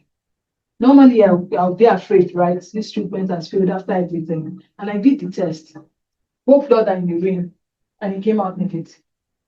But I told myself, this is not the end of it. My treatment, when I looked at the treatment process, my treatment is still on. I'm still going to follow this process to the end. And when I repeated the test, it came out positive. And my beautiful idea baby is here to celebrate with me. Okay, so even when it doesn't look like it's working, be on the positive side and envelop yourself and surround yourself with positive vibes. That's the word. And tell yourself, even when you fail, that failed IVF does not define who you are. You're going to take the next step and you're going to look for the next way forward. Okay? So this is me wishing you a beautiful, smooth, and safe journey. All right? For those of you that are about to take this step, it will be smooth for you and your results will be successful. All right? Whatever it is, the outcome of a treatment does not define who you are. You are more than this. You are more than infertility. You're a beautiful person and you have a beautiful destiny. And remember, you are not alone. We are here to bless you. Thank you very much. You are not running away Nah. because I'm sure we have questions. We have questions. Yeah, okay. Thank you for the. I want to add something. You just said it now that when you did the test Yes, sir. and you tested negative, but you continued the medication. Now, but the report we got there, that the one we use, because like I said, this is the first time we did that, but they will tell you once you test that when the result test is negative, they will ask you to stop the medication. Because if you don't do that, we don't know what could happen because it's not our line, not our field. So, but maybe is it because you are in the line of the medical line that I know that continue using the medication doesn't have anything to do, or I don't know. So not to cut you, I'm sorry, ma'am. I'll let you go, but not to also interrupt you. There's a process. Okay. So if I did my test before my day 14, have I followed the process? No, they'll say 2 weeks after the. Good. Now, my first test was before my day 14 because of what? Because I was afraid. I said I went out, I came back, I saw blood, I was afraid. I just told myself, babe, are you sure of what you're doing? And I took the test. Okay. But when the result came out negative, I told myself, your treatment process is still on. You're going to follow the process. So I followed, continued my medication, got to the day I was supposed to actually do my test. So if you're instructed after the test, like we do a repeat pregnancy test, your treatment is still on. You're still on medication. You follow your doctor's instruction. Continue. I have seen repeated pregnancy tests, okay, that came out positive.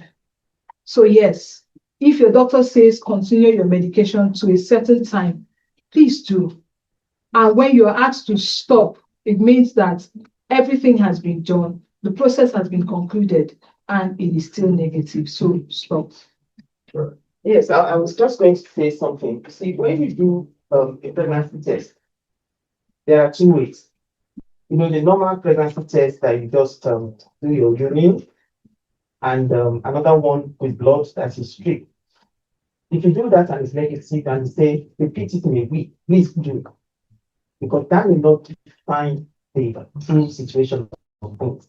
But if it's the hormonal, the one that says blood, the HCG, am I right? Yes. If you do the hormonal and it says negative, because that is measuring the level of hormones in your blood, and it says negative, then you can conclude that it's negative. Am I making sense? But if you are doing the streak may not be positive at that moment. So give it another 1 week. We do that. Why we don't do the hormone is because people are anxious. If you take their blood and you want to wait for hormones, you will not get the result that day. And everybody wants their result that day. So you take the blood, you do the strip, then the result says negative. We tell you, if you are not seeing your period, wait until the following week. And we have seen so many that will come back positive with their babies later. But if it's hormone that you have done and it says negative, then because the pregnancy hormone will tell you that it's very low, that cannot be a pregnancy there.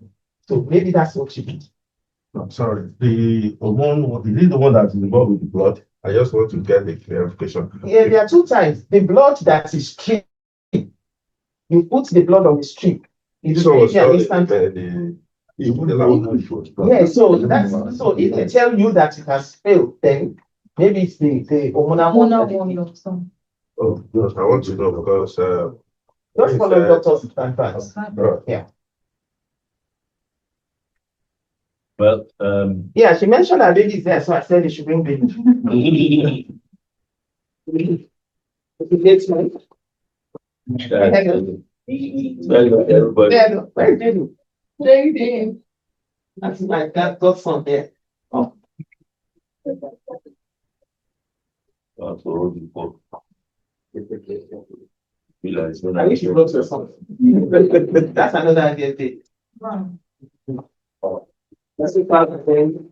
We are glad for what God has done for their parents. And your story is next.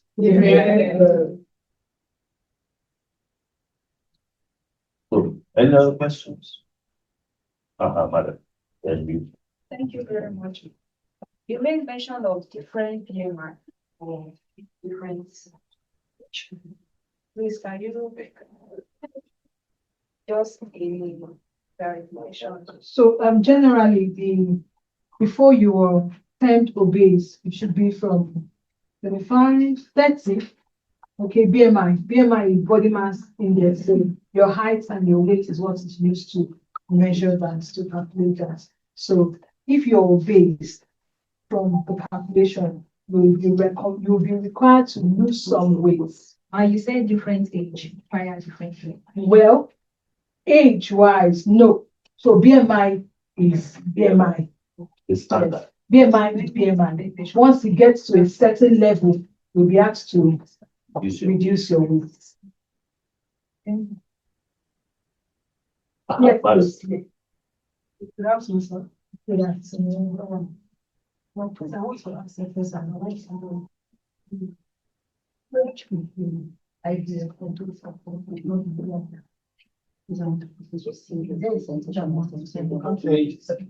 Cost of IVF. So, well, we'll get someone to answer that, but still, IVF is individualized. All right. So your treatment plan may be different from my treatment plan. There's a tentative cost for the IVF, but my treatment plan may require some extra services, some extra add-ons to help improve the outcome. While yours, we might not require that. All right. So we could have a consultation to know what's applicable to you. All right, and know the treatment plan that works for you. Sorry, ma'am. Yes. Now you canceled us. So I want to know, even though in the course of the treatment, is this counseling session included? Yes. In any of the package? Yes, it is. All the packages. We have counseling. You also have a therapist session. All right, where you speak to a psychologist, a clinical psychologist. You have a beautiful session with psychologist. While the counselor is in-house, you can always speak to the counselor anytime you walk into the clinic. Let me also add something. I was just telling someone who left now that the kind of audience that we have today, if you have the same audience abroad, this number, the questions they will be asking will probably be different from what you're asking. In Nigeria, we have one major problem. We don't seek knowledge. We seek solution. And solutions sometimes that we are seeking for may not necessarily be what we need. If you agree with me on social media, if you're on Facebook, if you're a regular person on Facebook, if somebody says, we are talking about IVF like we're doing now, if it's on Facebook that we are doing a live program, you will see maybe 5 people will join, you see maybe 2 comments, okay? But if someone says, I'm selling herbs that will unblock tubes, you see 500 comments. How can I buy? Do you deliver to Aba? Do you deliver to Ozuka? You will see 500 comments. Why do we do that? The doctor told you you need IVF. The tubes are blocked. The only thing that you can do to have baby is through IVF. So why are you looking for something to unblock tubes? Do you think Oyibo don't know that you can unblock tubes or you cannot unblock tubes? If they know that you can unblock tubes, if they can unblock tubes, they will have sent things. We know that there are drugs to use to unblock tubes. So why is it that it's herbs or you have fibroids? Then they'll tell you if you take this thing, In fact, that was one I saw. Oh my God. Banana, milk, and something to unblock tubes. How? How? How? When we see people, last month I did the same thing. My period came better. And why do we do that? All of us here, we know about AI. We know that AI is giving information. If you just type, even on WhatsApp, is there. Yeah. Ask questions. I'm going to see my doctor. If you see the things I have on my phone, you'll be amazed. At my age, you are going to see a doctor for a particular thing. You want to see your doctor for infertility. Just give the right information and he'll tell you what are the questions I can ask my doctor today. He will tell you step by step the things that you need to ask. Your question as you are 30 is different. If you don't put your age, you are not helping yourself. It's different from that you are 45. So if you put your age there, I've been married for this number of years, I've not been able to get pregnant, I am 40. If you do that now, and another person says, I've been married for 5 years, I am 30, you get different answers. Yeah. Because you are giving the right information. And we give you exactly the things that you need to ask your doctor, the things that the doctor will ask you to do. Those are the things that we need to be looking out for. Information, good information. And that's why you need to see a specialist, not just a doctor because it's beside your house in Abuja. You see some people, when they say, they call and say, oh, Nordica Fertility, and say, okay, oh no, it's too far. Do you have any of this in Abuja? No, we don't have. And then they will now go to Abuja to go and see a doctor who will tell them to do this test, and by the time you know it, you are 8 years seeing the same doctor and nothing is moving. Why? Why do we do that to ourselves? So it's important for us to get information as what we need and let us run by it. Let us run by it. And when someone has come to do a treatment, the person is pregnant, she has a baby, and you want the same treatment for that person for yours. It doesn't work that way. She may have used her eggs, or she may have used donor eggs. She didn't tell you. Even she's 30, she may have used donor eggs. You don't know. You don't know why she needed to use donor eggs, because there are reasons why she needed to use donor eggs. And you are 40, you are insisting that it's the same treatment that she had, that you are going to have. It does not work that way. So you need to take some decisions. You need to talk together as husband and wife and decide on what to do. You want a baby? God will make it happen, but make the right decisions. I know a lady, a pastor, both of them are pastors, husband and wife. They had 2 sets of twins with us. They made decisions long time ago that that's what it can help them to have it. And they went ahead. And they come out publicly in church to say it. In Redeem, they are senior pastors in Redeem. I can mention their names because they go all the way. If you want me to call them, they will speak to you. Do you understand? They don't hide. A lot of us now hide again under religion. We hide under religion. He's a pastor. He's done IVF. The second, they had a son. The second one that they did recently, the wife sent me a message. I have a message there. If my test is positive, we usually do boom, it's a boom in the clinic. Everybody will run and say it's a boom. But we try to cover the patient so that we don't show the face, because we show that on social media. She said, show my face. So if you go on our page, on Nordica page on Instagram, you will see it there. She said she wants the people to know. When the man turned 50, what did you do? They invited 50 couples. They invited a doctor to come and have a word with them. 50 couples who are also waiting because they want to share their story.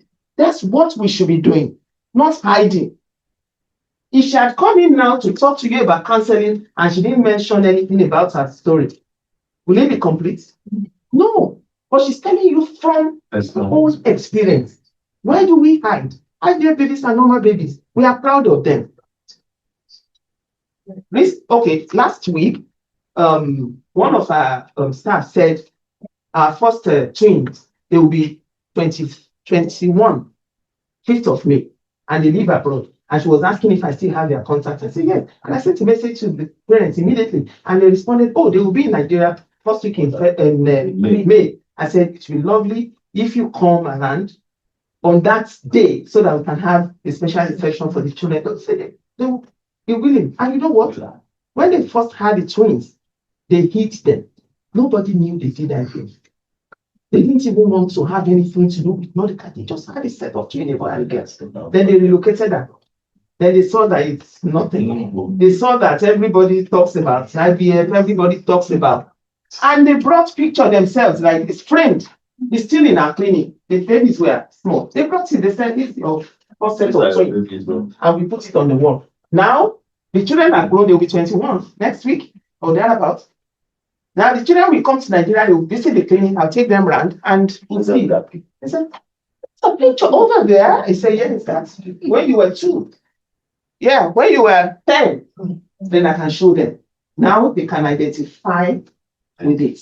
They can talk about it. We have children who are talking about IVF. Just go on our page and see. They talk about IVF. There's no shame, no hiding. They are normal babies.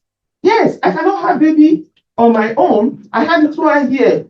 To God be the glory. Doctors, they don't make babies. Yeah. They don't make babies. Power plants, Apollo water, God gives increase. Yeah. So all glory to God. But you see some people, triplets at 50. What God cannot do does not exist. Hallelujah. Right. But please go further. Tell them you did IVF. Make that all of you here, you will know the truth. And the truth sets you.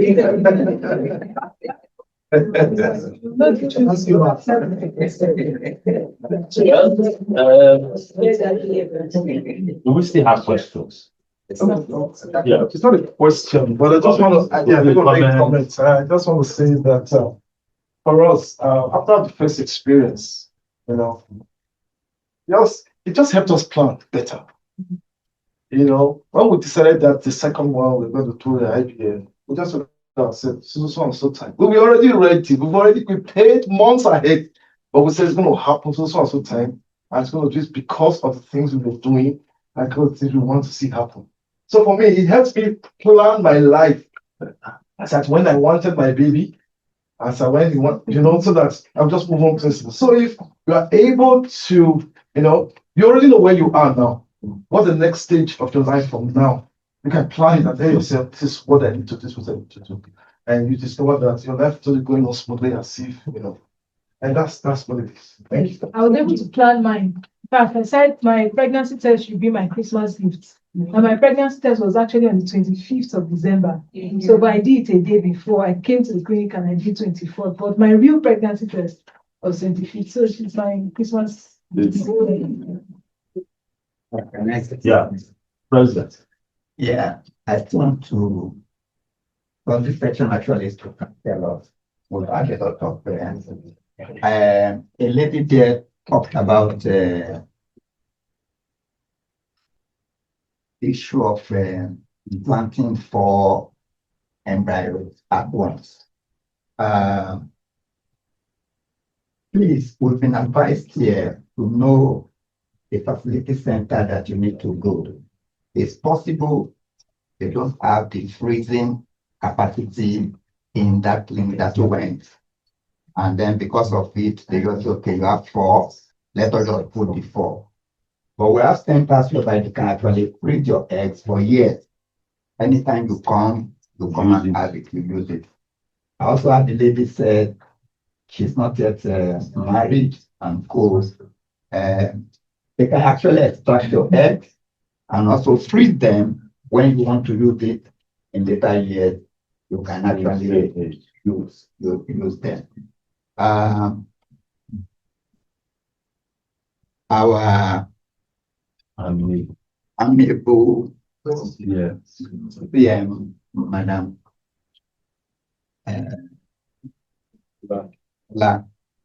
have given us some prayer points here.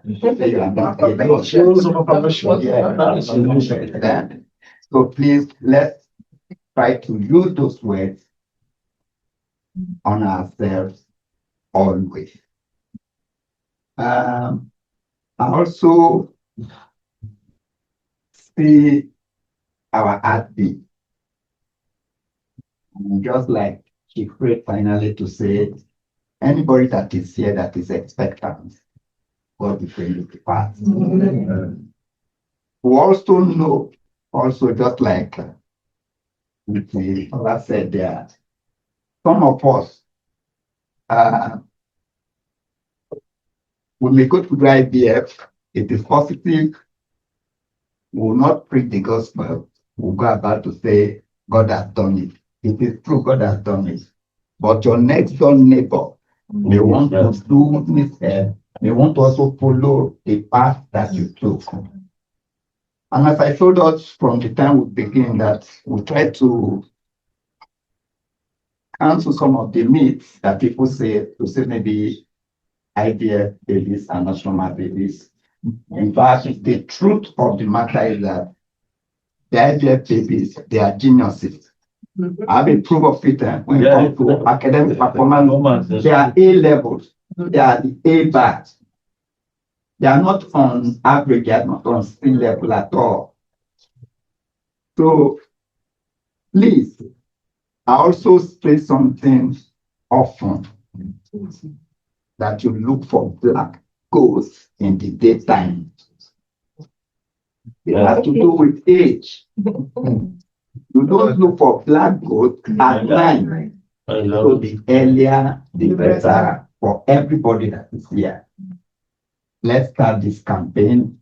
Know the clinic to go and seek counsel as early as possible.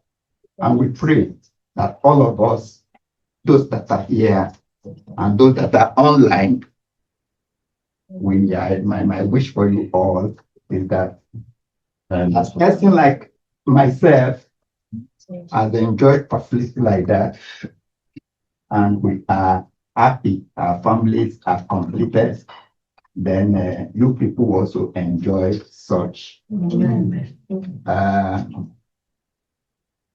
That's my counsel and my wish for you all. Sorry, sir, before you go, let me ask you a question, because I wasn't here when you started, so I don't know whether you answered that. How many times did you do IVF before your first child? Use it in time. Because I don't know whether you mentioned that. He did. He mentioned the time. I mentioned I stayed 15 years. How many times did But you do the 15 IVF? years was not that I was just sitting. In Nigeria, here, in Abuja, I did it 3 times in Abuja, here in Nigeria. And I went overseas and I did it in what they call the best fertility center in Paris. In fact, Dr. De La Fonte is the best gynecologist in everything. And I did it 3 times in Paris. Again, 6, and it didn't work. You didn't give up. I came back again when Port Harcourt, we did it another 2 times. 8. That is 8, and it didn't work. Then at the point I just said, it's okay. Let me just stay. Like as I said again at my initial time, just be friend to your spouse. My wife and I were just like certain twins. We are very, very close. If I started gallivanting, we left to Obudu Cattle Ranch when it was Obudu Cattle Ranch, and we're there just enjoying life as if we were just newly married. It is in that process now that ladies used to talk now. So they said and talk and said, okay, this one. We should see one lady in Ikeja. So my madam talked about me seeing somebody in Ikeja. I said, okay, let's plan the trip again. So that, so from Abuja, from Cross River State there in Obudu, we planned and then we visited, they came to Lagos and visited La Campagne. That was the first time I went to La Campagne and we started our holiday. So we at La Campagne that we came to Ikeja to look for the lady. Lady talked to lady me. Mom used to just appear myself. So my wife said, okay, we are going to go. Then Nordica was at BGC. And then I followed.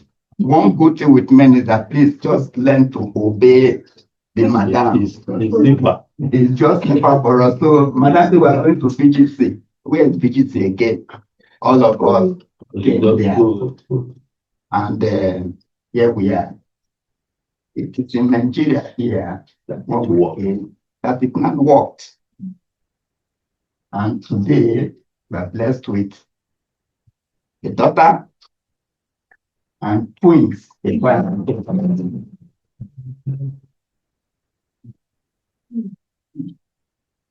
For me, I am proud to blow my trumpet anywhere. Because if I don't blow it, what is my gain? The people that I'm trying to hide, they will have been the people that will have laughed at me. If by today I'm without a child. But today I'm happy. My children are all there doing perfectly well. So I encourage you all, because I saw some of you here, you are still looking very, very young, some years with age. But in the center here, Nordica, I had an aged woman, she was over 60. She was 56 she got pregnant, had a set of triplets, and had triplets. So it's possible. So just like we said here, it depends on your facility center that you go to. But if at Nordica, we are counting over 5,000 by now, then it means the success rate is high here. But just like we said, when you plan, it is the power is now left for the creator to now make it happen. But at least when you see where there is the good success rate, you try to go to such centers. So you can imagine a story, because it just occurred to me that because if you had said 15 years, you won't know how far they have gone. 8 cycles that did not work. Then 2 that worked, that produced 3 babies. In total, 10. In total, 10. So you can imagine the one in Paris, the 3 in Paris, I'm sure if they calculated the money, will have built one small island. Sometimes, and like Dr. Ajayi said, the idea is don't give up. Don't give up. If you are giving up after the 8th attempt, see today, nothing would have happened. So don't give up. Don't give up. There are stories. In fact, if you don't stop me, you won't leave here today. No, let me also tell us that during my own 15 years, the knowledge is not at this level yet. Yes. In Nigeria. Yes. So in fact, we didn't even hear. In fact, the closest place we were hearing was to go to the UK.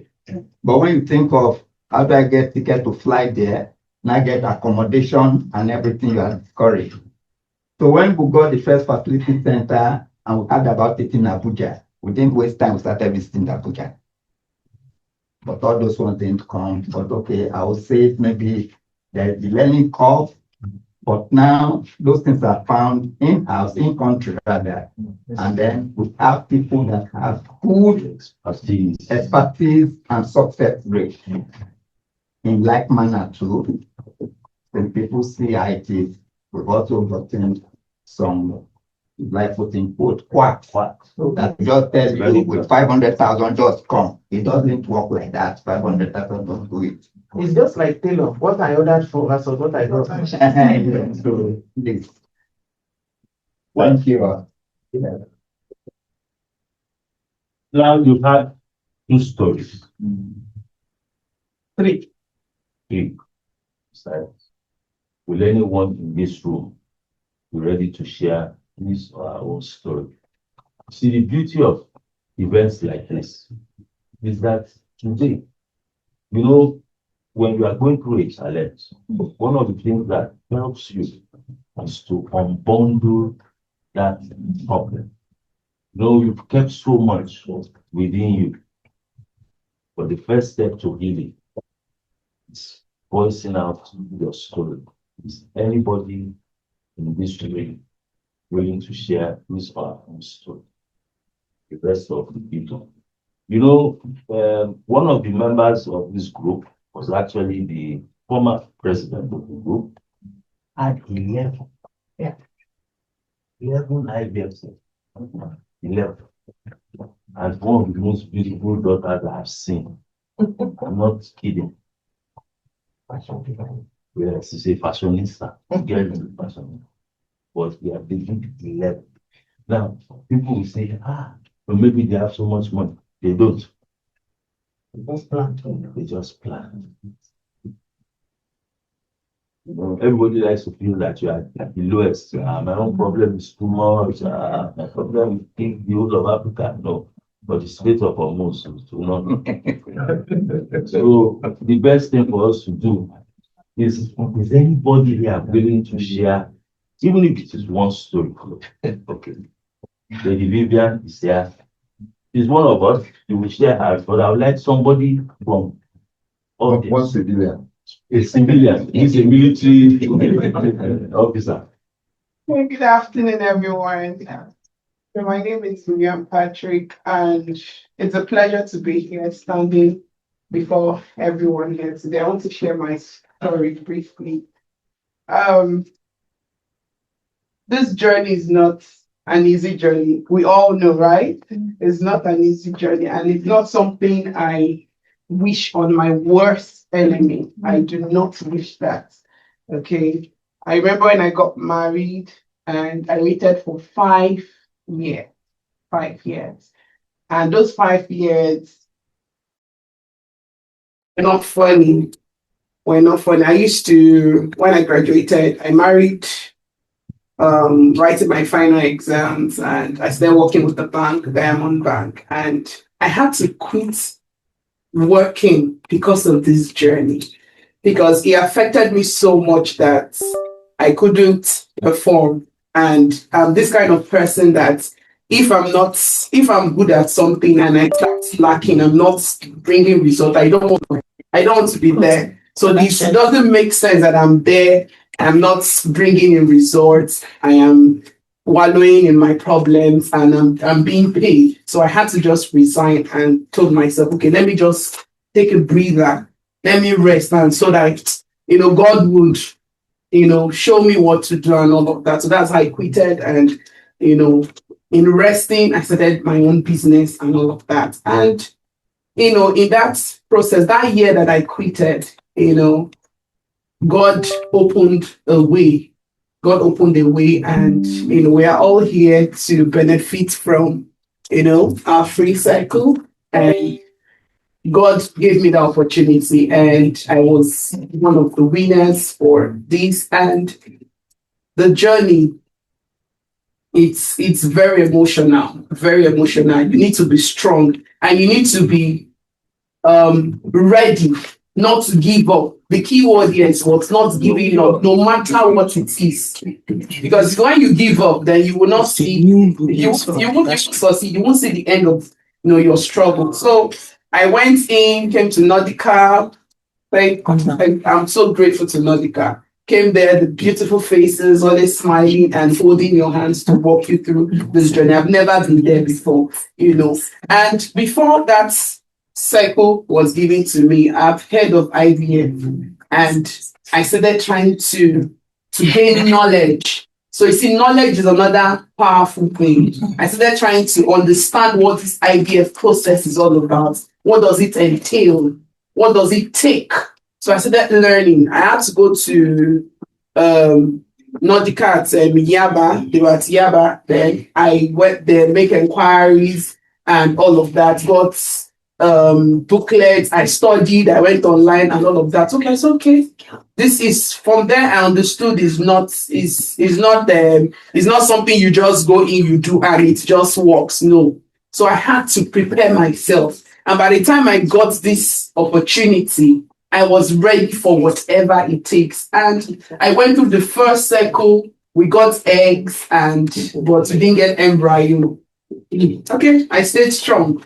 Went in again, did the second one, but trust me, we are humans. We are humans. It will shake us. But the point here is that you will not what give up. It shook me. I was admitted in the hospital for like almost a week for you to see how much it shook me. But I came back strong. I said, okay, let me rest and I'll go back again. And I went back again. And to the glory of God, that's my son. Grandma's got son. That's my son, JD. He's 7. You know, it was, I was at the reception waiting for the blood test, and I was just there. And there are other people at reception waiting. I don't know what they came for, maybe inquiry, embryo transfer, whatever it is they came for, I don't know. I just sat down pressing my phone, and the next thing I heard, boom, in my mind, I'm like, God, I'm happy for this person. Maybe their clients called and say, oh, our baby is here. Oh God, please help me. I didn't know they were referring to me. Seriously, I just sat down pressed until the whole hospital, they fell on me. I'm like, what's going on? They said it's positive. They showed me. I was so, oh my God. I was so happy. I'm like, me, how? Oh, since that day, see where I carried myself. Carry myself. Even when I was going back home that day, I'm sure I stayed in Nordica for like almost 3 hours before I could get myself and return home. And after that, I was asked to come back 6 weeks to check for heartbeat, and they said no heartbeat. I said, oh, then yeah, don't worry, my baby's heartbeat is still coming up. And I came back, I think a week later, and that's my son. And 3 embryos were transferred into me, and I was thinking I was going to have triplets or maybe a twin, but one came. But I tell you, this one is the 3 embryo. He sat down, he ate the other 2. So don't worry. Don't worry. I want to come on your behalf. Don't worry. 3 of us stressing mommy. No, it's too much. I will come on your behalf. And he's doing the things that the 3 of them would have done. So he's so intelligent, smart. He will say things and you'll be like, who sent you? You understand? You come outside, you'll be talking to people in my mind. I'm like, before they will say, I'm the one that sent this boy to come and say, he's so intelligent, so strong. If this boy's head hits you, So I am sharing this to give hope. And like they will say, hope is the last thing you shouldn't lose, no matter how long it takes. And so, seriously, do not lose yourself because you're going through this journey. Do not lose yourself, because you lose yourself, then you've lost it. So while you're waiting, please have fun, enjoy yourself, learn, seek help. Don't just sit down there and getting quack information. Get free information and follow through. Don't waste time at all. Time is something you shouldn't waste. Okay, thank you very much. And I wish everyone here good luck. Sorry, why do I have to have something to say after each person? It's going to be part of yourself. Don't lose yourself. It's a lot of heartache when sometimes we follow up on clients and they say, we are no more together. We see that in a lot. Sometimes the man will say, please, don't use the embryos for my wife. We are no more together. I'm not in support of whatever she wants to do. If it's not death, why should fertility cause problems? He said something, marry your friend. But we're just gallivanting, just going up and down, just enjoying themselves. And you know what? Whether the children came or not, they will still do the same. The same thing with them. They will still be together. So what's your story? If your wife is unable to get pregnant, what are the things that you say to her? What are the things that you allow your mother to say to your wife? Because a lot of times men just do as if they didn't get. Step aside. And they will allow the mother to wash the lady like as if it's not somebody's daughter. Sometimes I see women come to our clinic to make inquiries. There was one story of a woman. She was the one, elderly woman. She was the one that came to make inquiries on behalf of the children. I even thought the daughter was asked. Later, I found out that it's the man that was asked. And she came, made the inquiries, and went back to them. And the couple came to the clinic. Finally, they had twins. Immediately, that pregnancy test was positive. So it was that woman I called. I said, Mama, thank you for standing by, for not showing your daughter-in-law as if she was a problem. So what's your story? Whether you have kids. You know, one thing I always tell people, I'm very factual. A lot of people, some people will not get pregnant. Some people will not have children. Either you like it or not. Well, whatever they do, they may not have. But what's going to be your story? You have each other. You're a family. A man and a woman. You're a family. Whether you have kids or you don't have kids, what becomes of your relationship? Enjoy yourself while you're waiting. Don't let sex be a problem. Continue to enjoy yourselves. Go out. Go to Mama Put. Go and do pepper soup. Go and do amala joints. Just enjoy yourselves. It doesn't have to be hotel. Whatever you can afford, just do it. Just enjoy yourself. If you are going home from office, okay, buy something for your wife. Buy suya. Sit down on the floor. Enjoy it. Suya. It may even be the day that you are enjoying suya on the floor. Yes. You are watching TV and something happens on that floor. And you wake up and 2 weeks after, you say, I'm pregnant. Who knows? Because you are relaxed. So don't allow fertility or infertility to define who you are. I'm begging of you. You found a woman and a man, you decided to marry each other because you love each other. You didn't marry that person because you want to have kids. You married her because you love her. So if infertility is now a problem, how do you navigate it together? How do you hold each other's hand to say we are in this together, no matter what? No matter what. We have people who are in their 50s who come to the clinic. They've been married for 15, 20 years, and they are still together, still searching for solution. So if the solution does not come, they are in it together. Whatever you need to do, if you need to adopt, adopt. That's the solution for them. So please, don't be alone. And don't lose yourself. And my dear ladies, when we are talking about don't lose yourself, don't let that wig stay on your head for 3 months and be smelly. Your husband will go out. And if you close shop, here, if you go out, because all we've telling, hey, the one we have been doing since, what does it come to? And you now close shop, you will go to the secretary. I'm just telling you the truth. So this your hair, make it. Use roll-up. Wear nice clothes, not boo-boo in the house, because your partner is coming from the office. Somebody has been doing this to your husband every day, shaking the one on top, shaking the. And the man is fighting that I have a beautiful wife at home. Don't.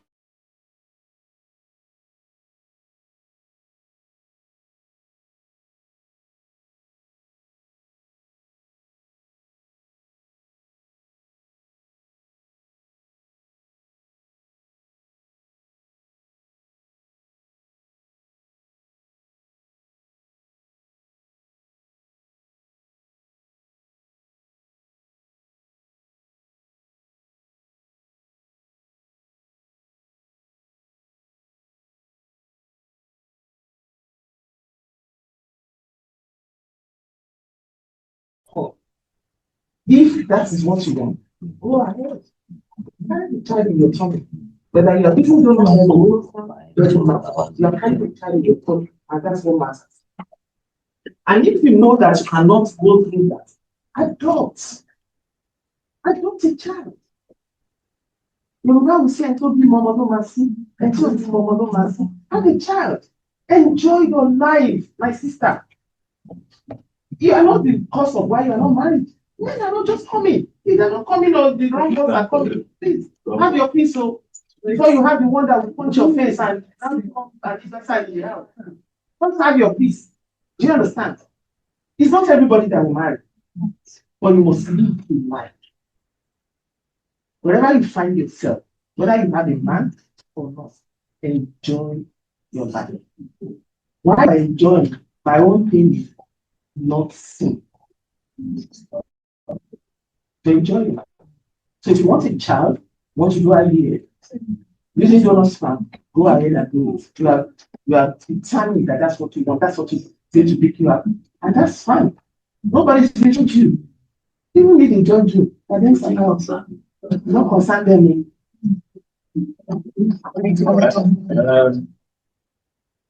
We are coming to the last part of this, where we will be our draw to pick the successful 1 year treatment.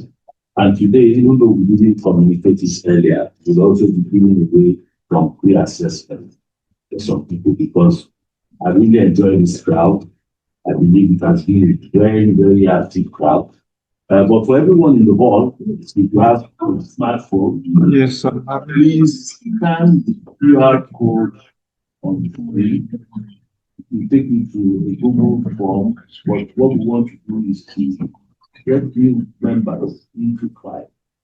So if you can scan that, you would do the Take you to FAAI WhatsApp group. FAAI WhatsApp group. Then also you can follow us on our social media handles. FAAI Nigeria on Instagram. So FAAI FAAI Nigeria on Instagram, and also on Facebook, just at FAAI FAAI. So please, Let's take a few minutes to do that. Why? if you like 2 minutes, join us, and then we will do the needful with our draw.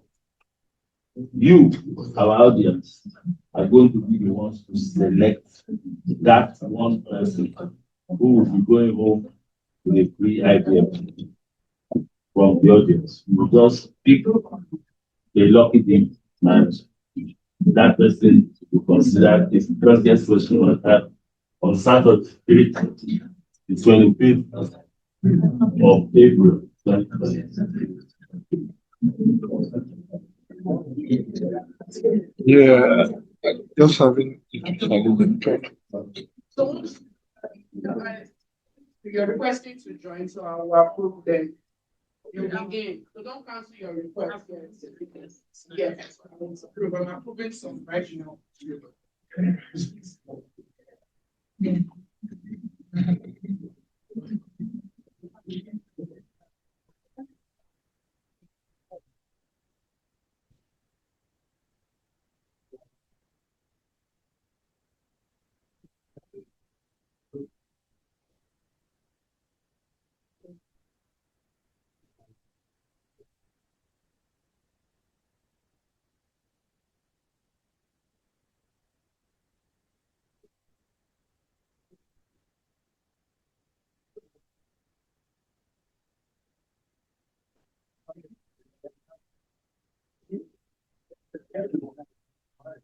If I'm moving close, if it's not scanning, I'm moving close.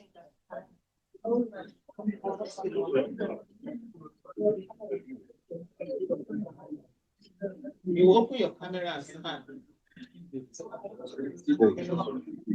Open your camera. Use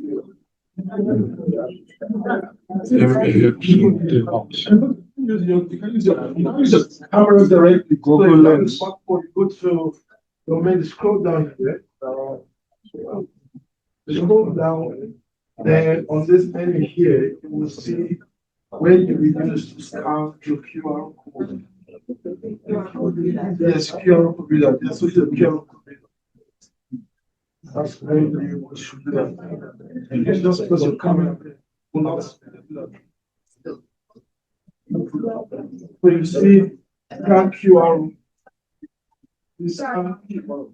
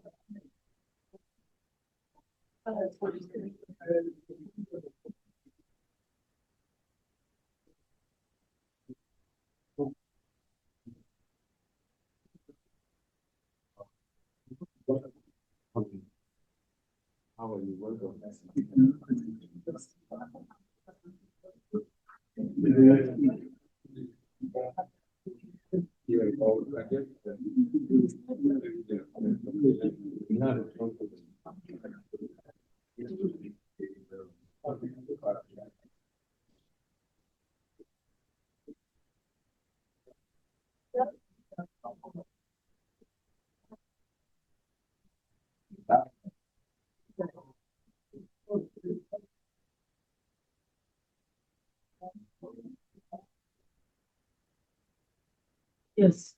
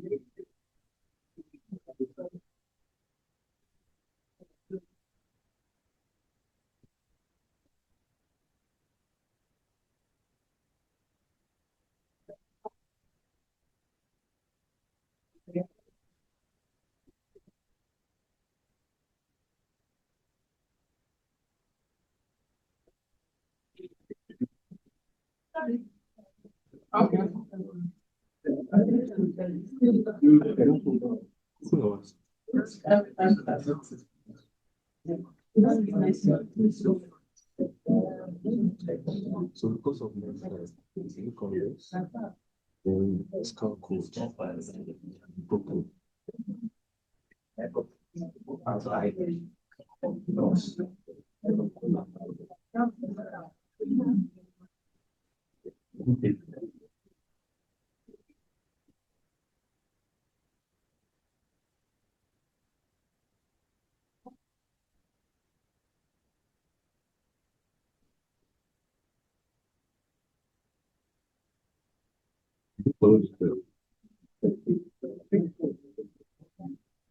When they are broken,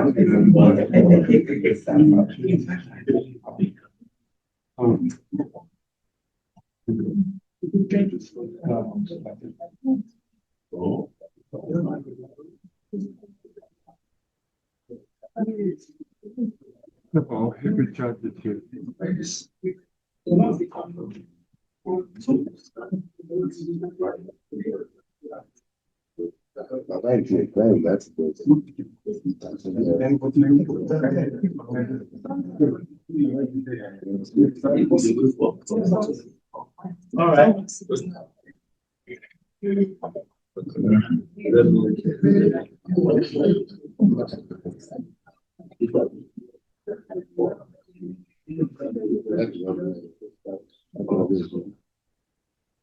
Now, ladies and gentlemen,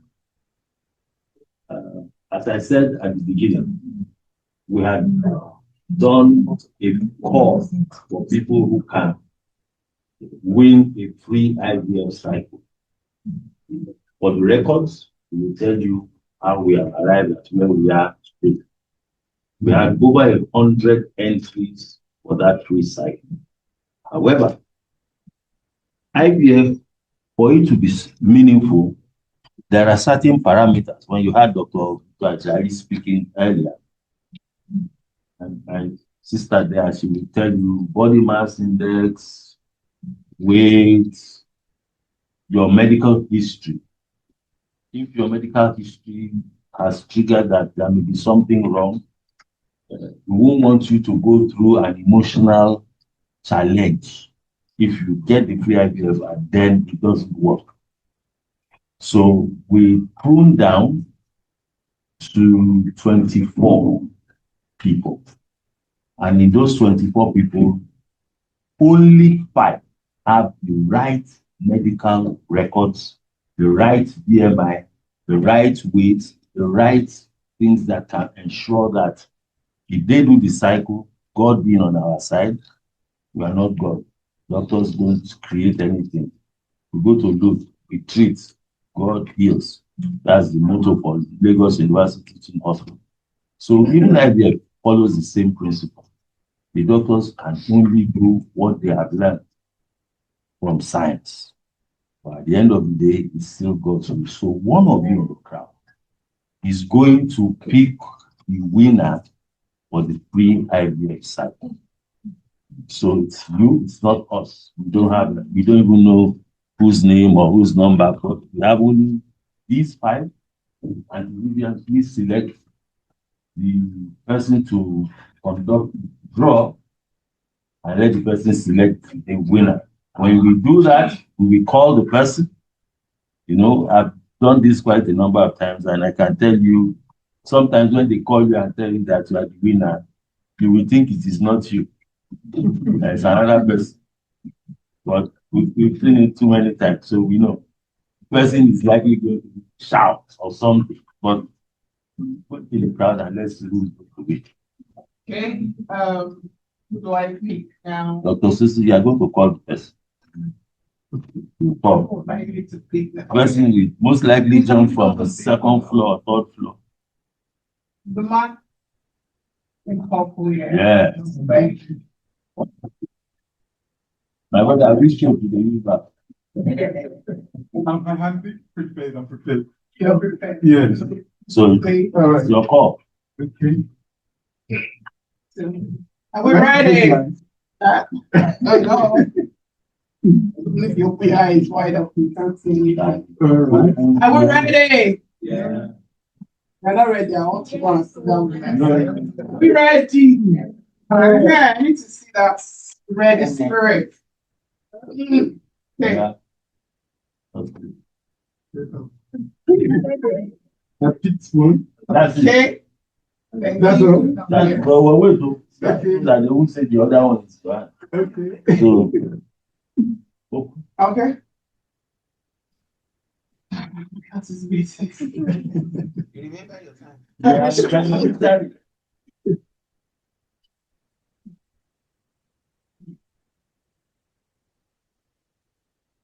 Okay.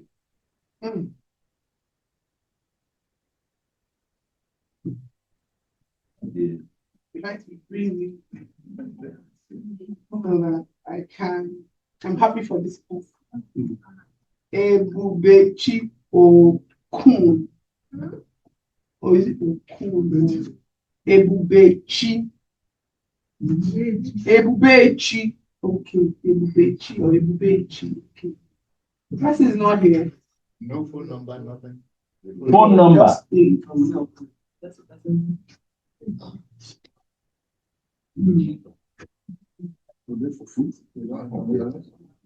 Yeah, I don't know.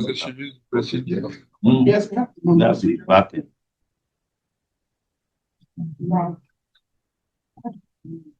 I hope the person will take the call. Because if he doesn't pick, we can't. But the person,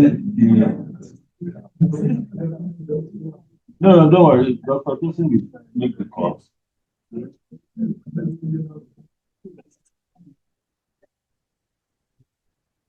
Just call the person sharp. Person must also be using good soap. Not a bad soap. You go Ebola. Just call. Put it on speaker.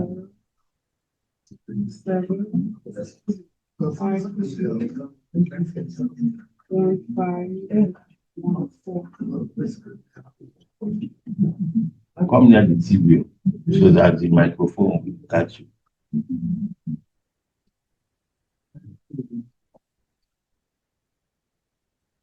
Not that I go and bear.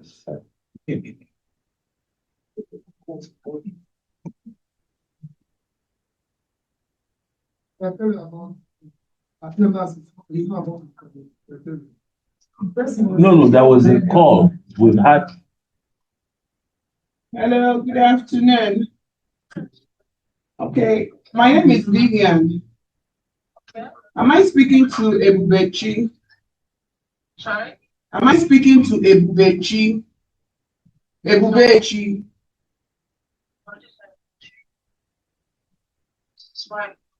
This is who? That's Ebubechi's his wife. Okay, Sandra.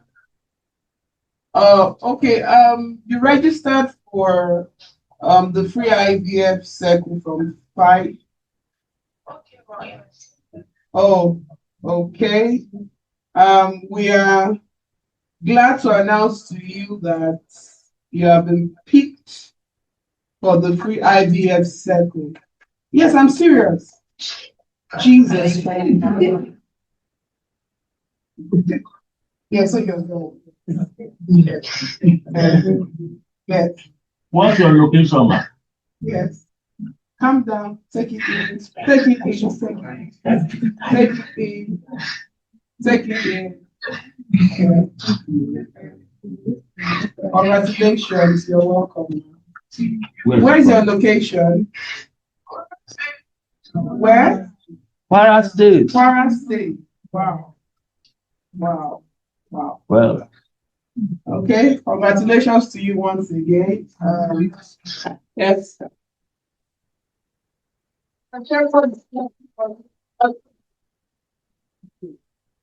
Okay. So we'll put a call to you later to book an appointment to come to book appointments. Okay. So take it in, yes. Okay. Thank you so much. Okay. Now that's to show you, we don't know where anybody is. We don't even know who is who. Thank you so much, sir. Now, yes, your work is done. Now, we had not announced this work. We're going to be giving away 2 free IVF assessments.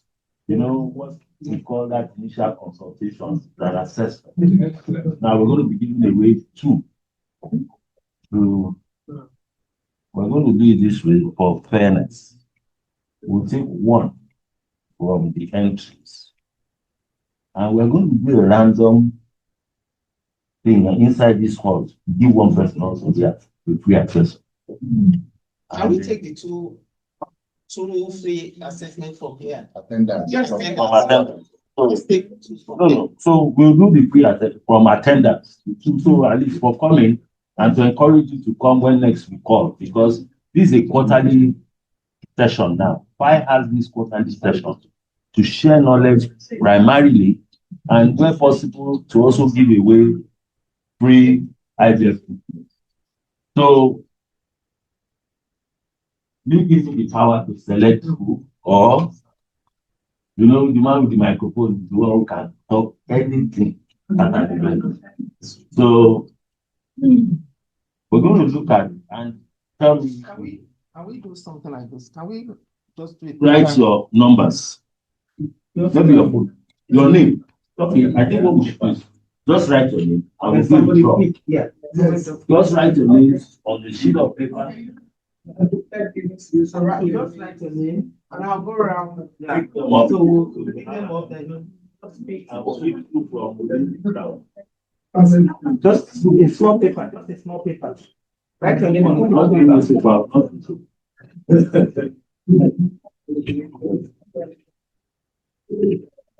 What's the big one? Okay, what's the big container? Now, please, for you to know that what we are getting today, the consultation that's worth over 550,000 naira. The winners demand from that, and that's the value of what you are getting as the gift. So please write your name. Just bring paper. And the same way we took the winner of the PIBS, the same way we are going to get the winners of the free assessment. It's just somebody in the crowd will just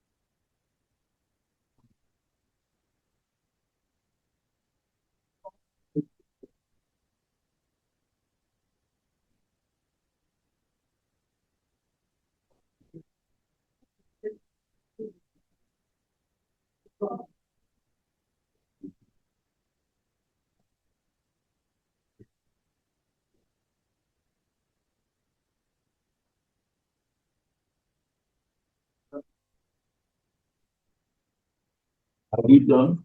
Almost. Anybody give up what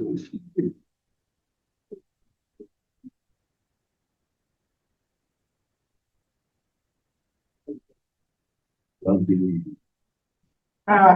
That's it. That's it. That is the dental example. That's it. Take some.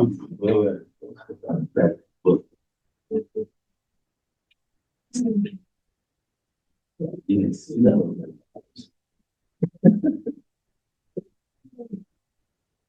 We're all here. Is there anyone who has don't make? Okay. So let's be back my sister to repeat. That's my sister in class. Okay. Yes, come out. This girl was She's one of our business. Let her be. okay, in fact, President talk. it was, yeah. Let it come. One week, okay, let them use the good luck. Thank you, tell your people. Just the one. Are we ready? We're not ready. Are we ready? Okay, what's your name? Amanda. Okay, Amanda is going to go to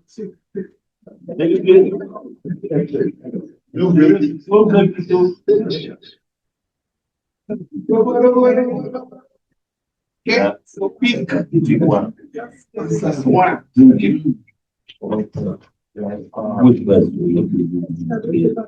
Who is the star awake?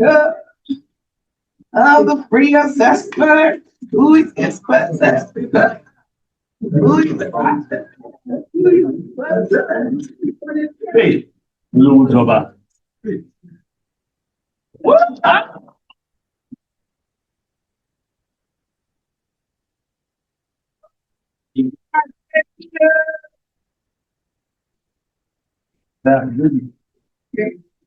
One.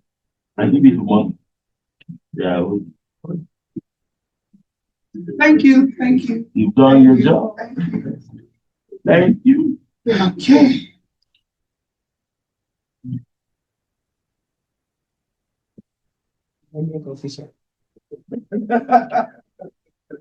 I need to be working there for this next election. I want to be there. Okay. Sanusi Nuruddin.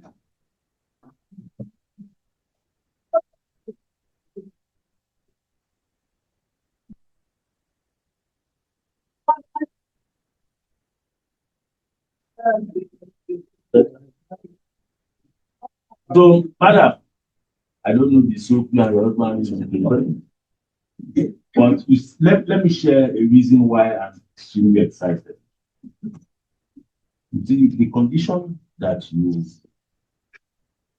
have found yourselves medically with endometriosis, I have it on good authority that this handsome young gentleman, Right, gentle. young gentleman has been the champion for endometriosis awareness in Nigeria. So you cannot be in better hands if you intend to really push through your 5 years journey in this hand. So thank God for it. So the job is done.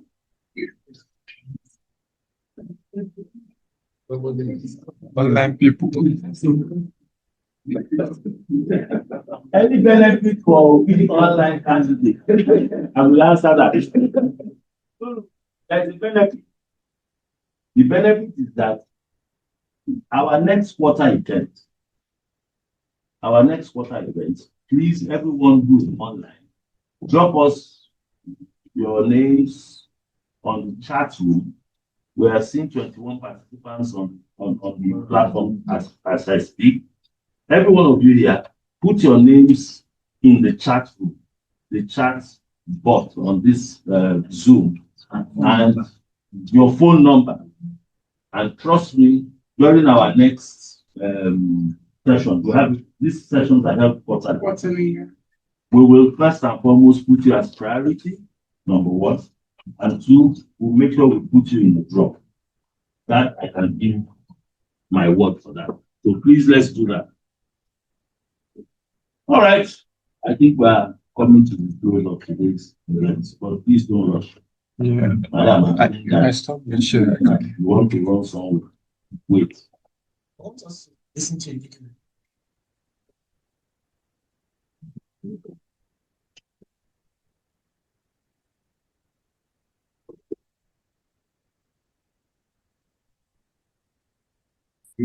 Take them down. And you can continue where I played. In the chat.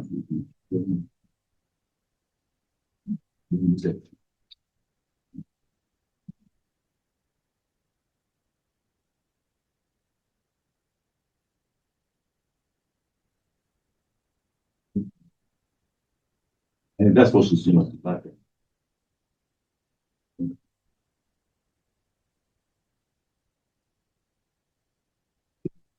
While we are doing the back end, collecting those names and numbers, we're getting to the end of today's program.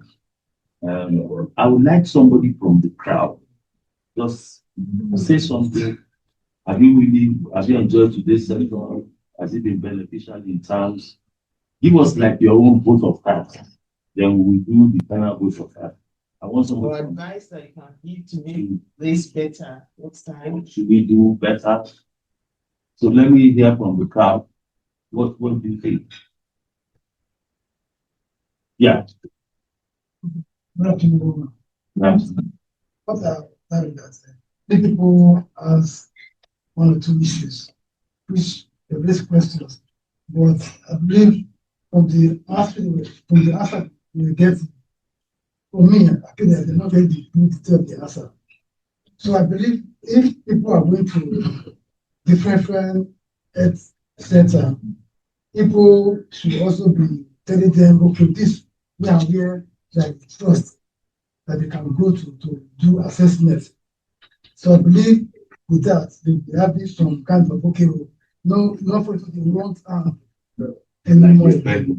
Well, I can give you my opinion. One of the best fertility centers in Nigeria, that would be Nordica Fertility Centre, without a doubt. It's not because we are the ones running this, no. I'll tell you, you see, quite a number of, it's really not good when a professional tries to run down another professional. But I will only speak about what I know. And what I know is that in particular, I've seen that in the last 23 years, you go online, Facebook, go to the website, you will find out that in the last 23 years, Nordica has played in the forefront of this fertility treatment, and the results are incredible. If we open our testimonial videos, there was a very particular woman. She lives in America. She had done, I'm saying she had done IVF in America, I think it was 6 or 7 times, about 6 or 7 times. And her parting words when she got pregnant in Nigeria was that what we couldn't do in America, I will look for that video and post it on the FAAI platform. Honestly, she said, what they couldn't do in America was done here in Nigeria. In Paris. What they couldn't do in Paris was done here. So it just tells you the level at which, they say a physician. Then as they are, I think I asking a question. Basically, see what successful. I mean, it should be a kind of section. So if you need a kind of advice or a special attention, don't meet us or after come over. Oh, that's come at the end of the program. No, when we finish this formal session. Yes. Because people the question, they were trying to find out. Now, that's why I said, once we finish the formal session of this event, You have doctor, you have myself, you have. So you still have the opportunity to talk to them, get additional information that is not too clear from just the general presentation, because IVF is a very personalized thing. Your story, my story, his story, his story, her story, they are all different. So we need to be able to situate your own problem. It's not a general advice. You can't give general advice. IVF. It's very personalized. So sit back and take advantage of the fact that we have some of the most remarkable names in this event here with us. We don't rush up. That's why I said, don't rush up. Don't rush up. You speak to them. So with this talk now, people will not be free to use. You are free. Let's listen to this. Let's watch this video.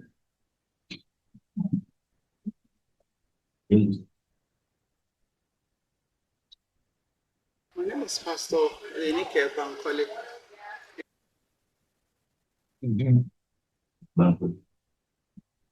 A friend of mine introduced me to Nordica about 20 years ago. But that's when I had waited for 10 years.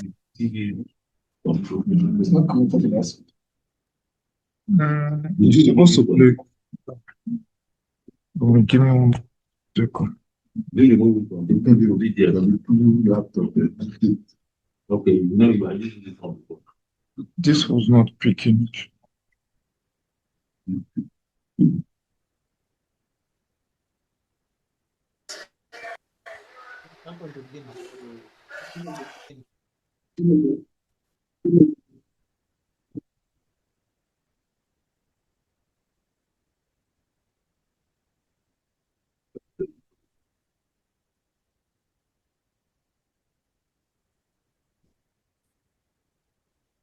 My name is Pastor Renike Bankole. A friend of mine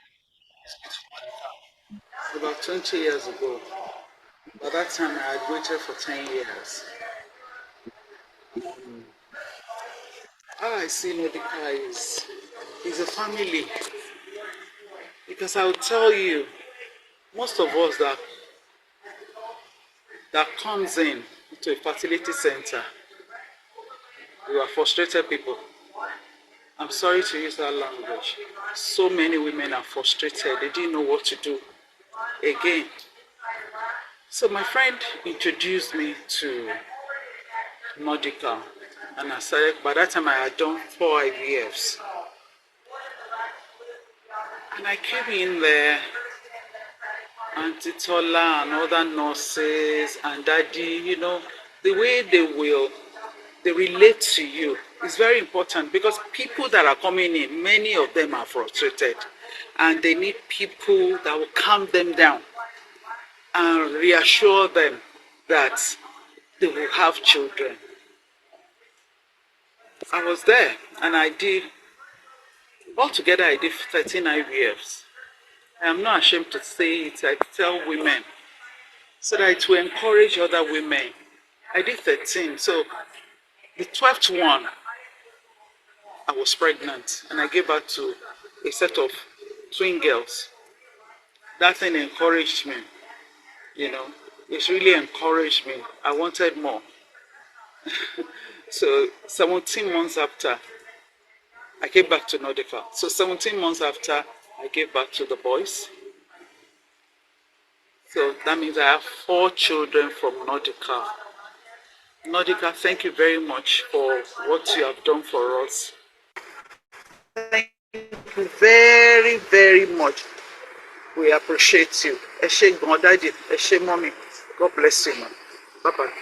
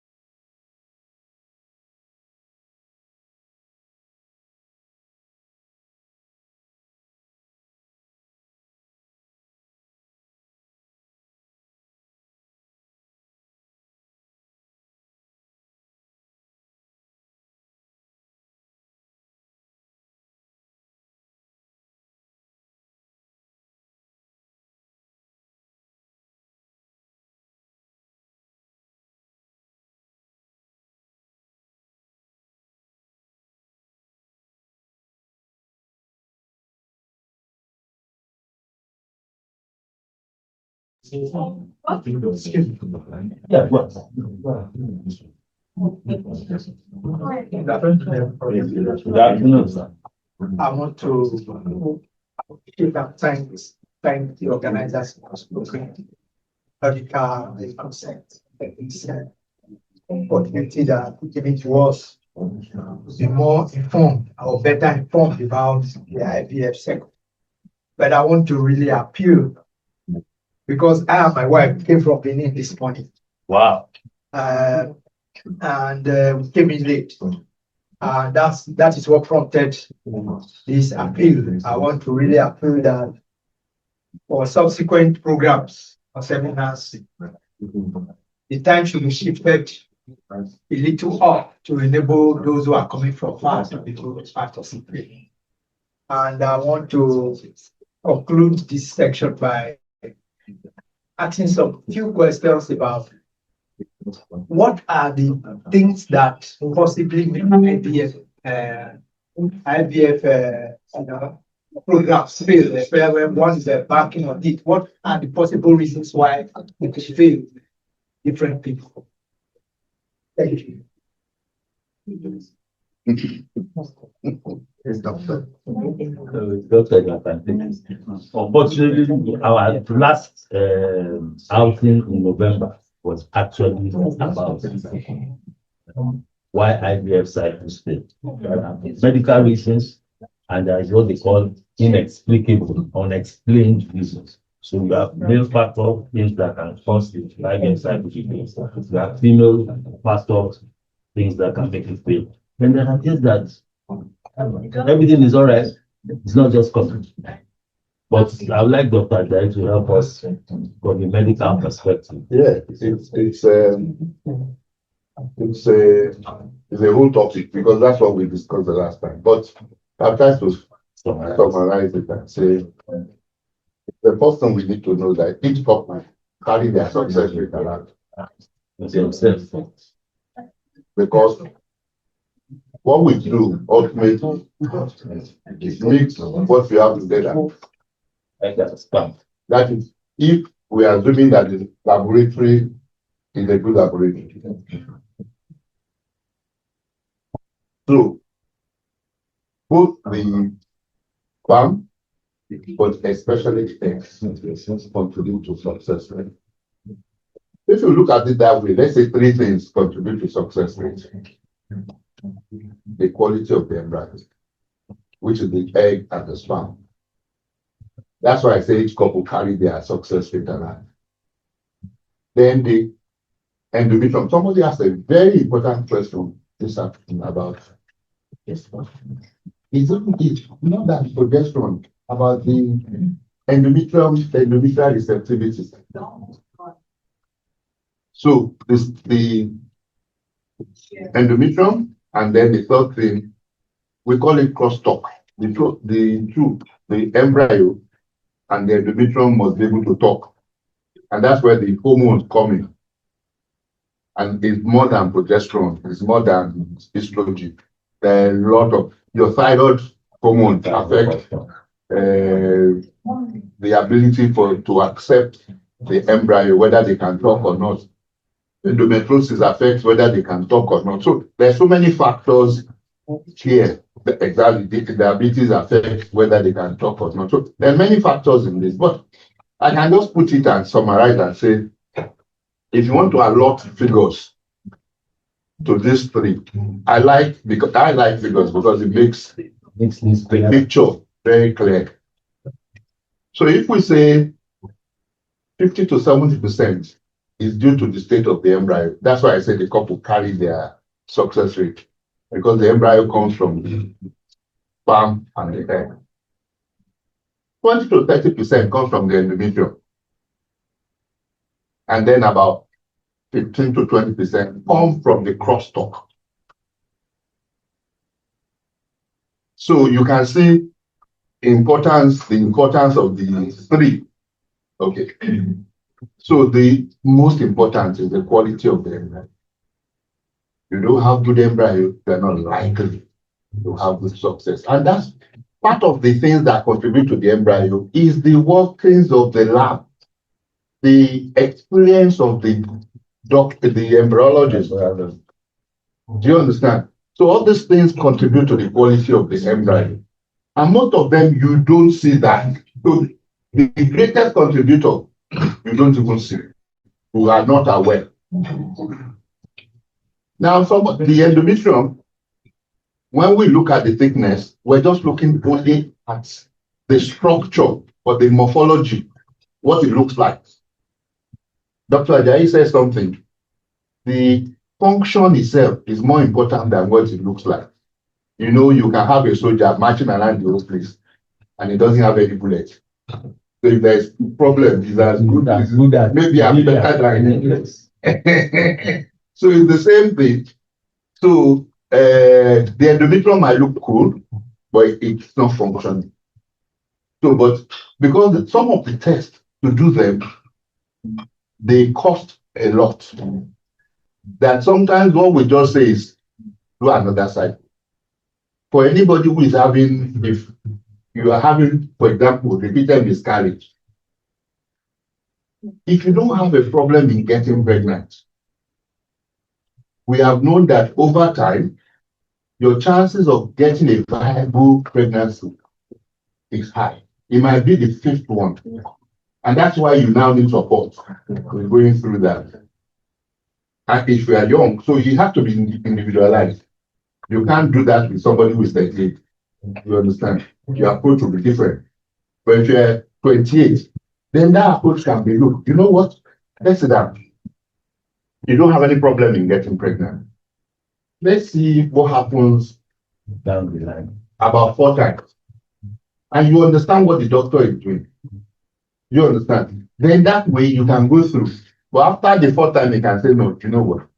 Let us look at the embryos and be able to pick the embryos that are good. But sometimes also when you say that to the patient, because patients are also not faithful. She's talking to somebody. When people say second opinion, I tell them that, what you mean by second opinion? If you're going to get a second opinion, the person you are going to talk to must be at least on the same level or better with the doctor that you have spoken to before. But it's even better when it's in a higher level. So if you've spoken to a gynecologist and then you are talking to a GP, it's not second opinion now, you are gossiping. You understand? Yeah. So and that's where you see sometimes some people will now come and meet me and say, my family doctor said we should do this. And I say, is he a gynecologist? No. He doesn't know anything about reproduction. No. It's just, okay, fine. Somebody had written us before when he called and said, why didn't you many years ago, why did you transfer 10 embryos for my patient? So I told the doctor that I spoke to, I said, call him again, tell him to put it in writing. And he just wrote it down. So immediately I knew that the person we are talking to, we should not even waste our time to talk to such a person when you can write such ridiculous things down, you know. So 10 embryos, what do you want to do? Chicken, is it a hatchery? You know, so those are the things that we look at. So seriously, I keep saying it's still how do you say buyer beware. You need the patient is the one spending the money. You need to do research before you enter into a clinic, before you commit to a clinic. It's not just because it's the cheapest clinic and then you go there. It's not because they say they are doing promo and then you go there. You do anyhow, you see anyhow now. Do you understand? So I think patients need to be more informed. And that's why we do this kind of thing. Thank you, sir. Thank you, sir. I want to call on Vice President. We have vote of hands, then we have the opportunity to pass.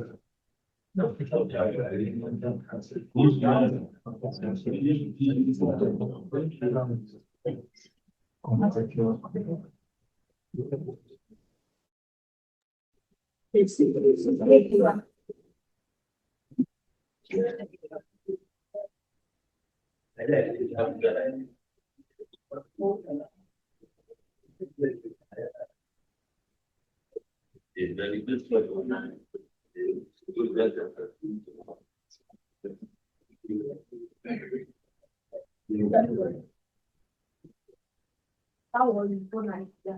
I'm back again.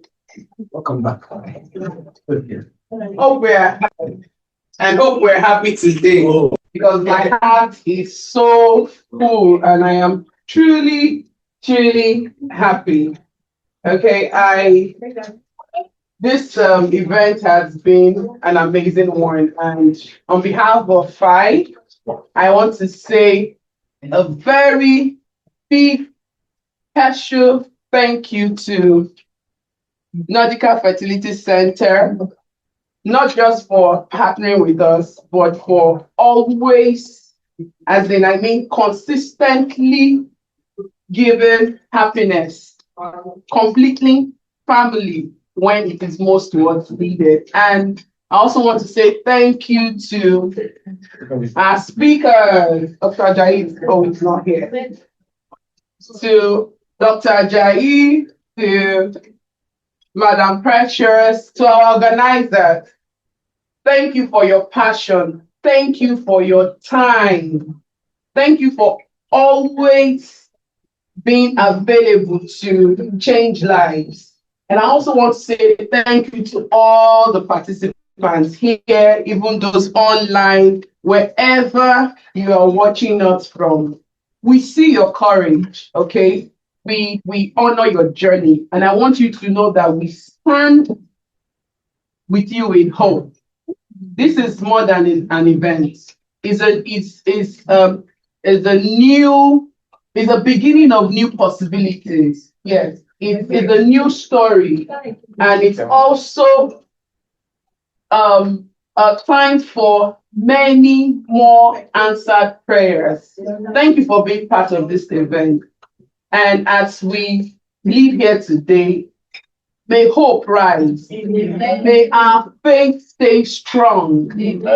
Okay, and may every heart that is here today, may we receive joy. Thank you for coming here and doing this with us. Have a wonderful day, and God bless us all. Now, thank you so much. Before we go, I'm going to crave the indulgence of Dr. and Mrs. Ajayi to stand in the middle, because you see this room, if we say we want to come to the front like this, you cannot take this picture. So you're going to help us stand in the middle and we'll take a picture like this. So we'll have it achieved a group photograph without necessarily coming to the front of you. So the pressure comes to the chair. No, okay,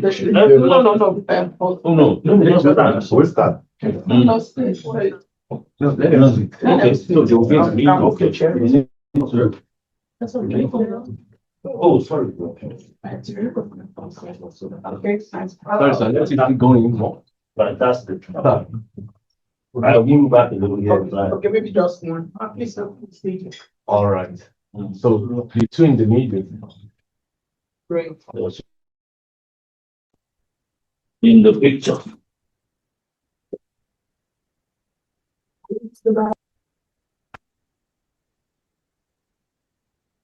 One more video soon. We'll watch another video. That's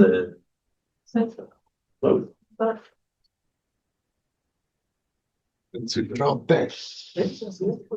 You can be playing.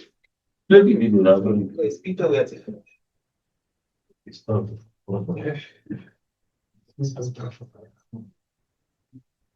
There is a lot our patients see when they walk into Nordica.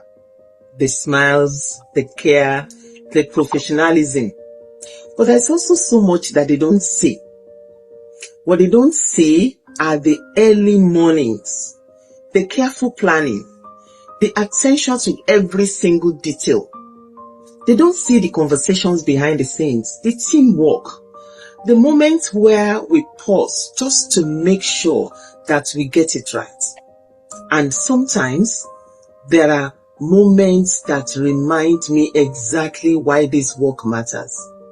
Like seeing a patient walk in very unsure and very anxious, and months later, Watching that same person return with a smile, with joy, with a child in her hands, in those moments, then you realize that this is more than a job. It is responsibility. It is commitment. It's being part of something that changes lives. And for 23 years, these unseen moments have been part of our story. And for me, that's what makes Nordica special. Happy 23rd anniversary, Nordica.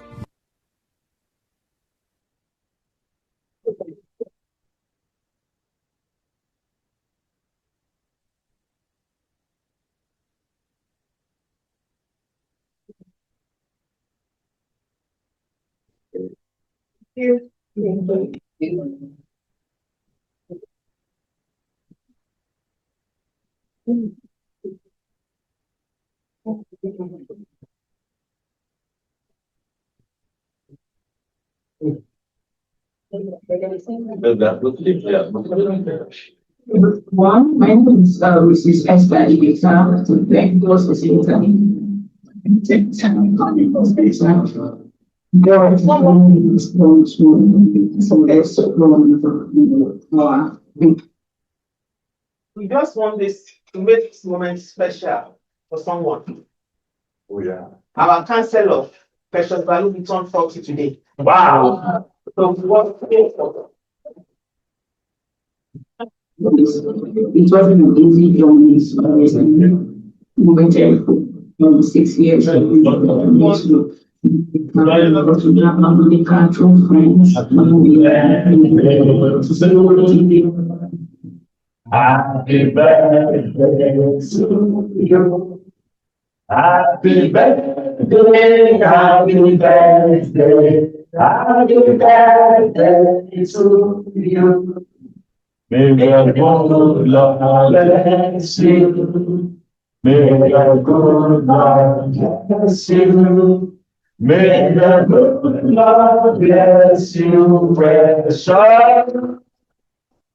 May the good Lord bless you.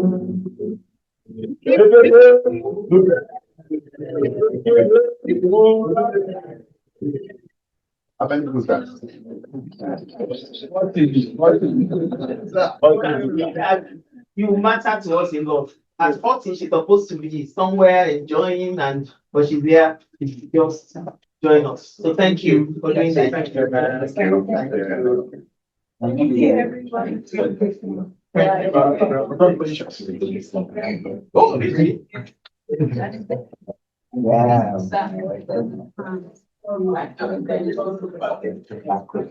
Everywhere we go. Thank you very much.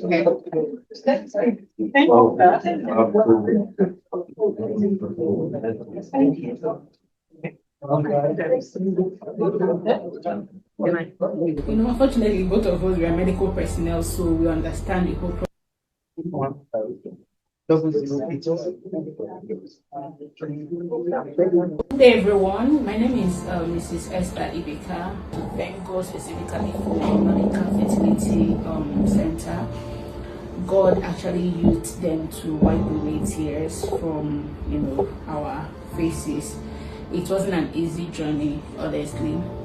We waited for 6 years even before coming to Nordica. We got to know about Nordica through friends when we were thinking of what to do, how to go about it. You know, unfortunately, both of us we are medical personnel, so we understand the whole process. So when we came, the reception and everything, we saw testimonies, we saw miracle babies, and so we're just trusting God for our own, and we started the process. It was a roller coaster. It wasn't an easy story. If anybody should tell you that it's easy, no, because psychologically, financially, emotionally, name it. I just want to thank God that we were able to go through. We started, we followed all the entire steps judiciously, and at the right time, after the transfer, we came back for the pregnancy test. And it was a boom. I couldn't believe it, because throughout the whole years of trying, there was never a time we had any conception. There was no conception at all. So, me seeing a positive pregnancy test strip for the first time, in fact, let me shock you, I had to keep those test strips. They are still there up to today.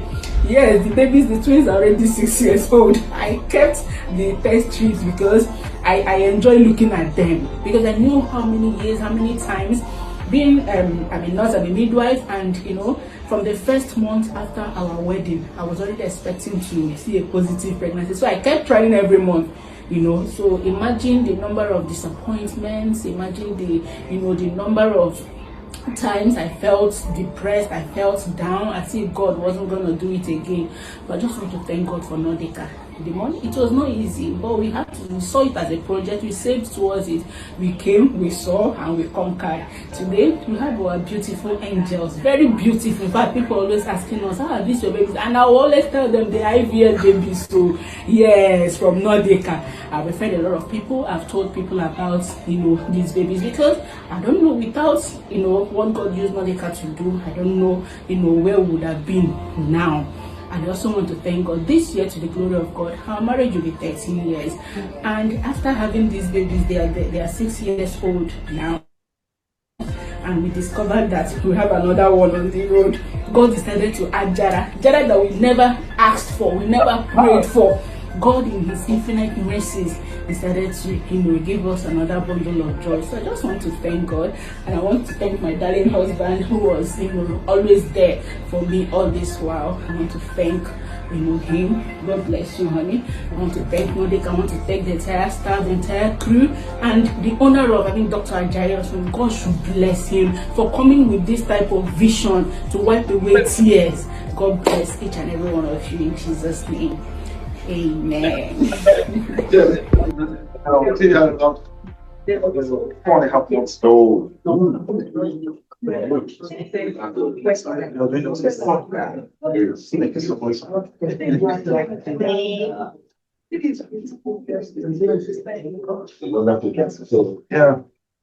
Don't make me to the last time I went just the I wasn't expecting.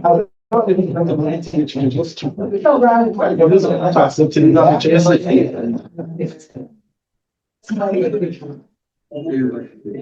a friend who says that's a good problem. So now the whole plan has changed. So right now we're trying to remodel the whole house.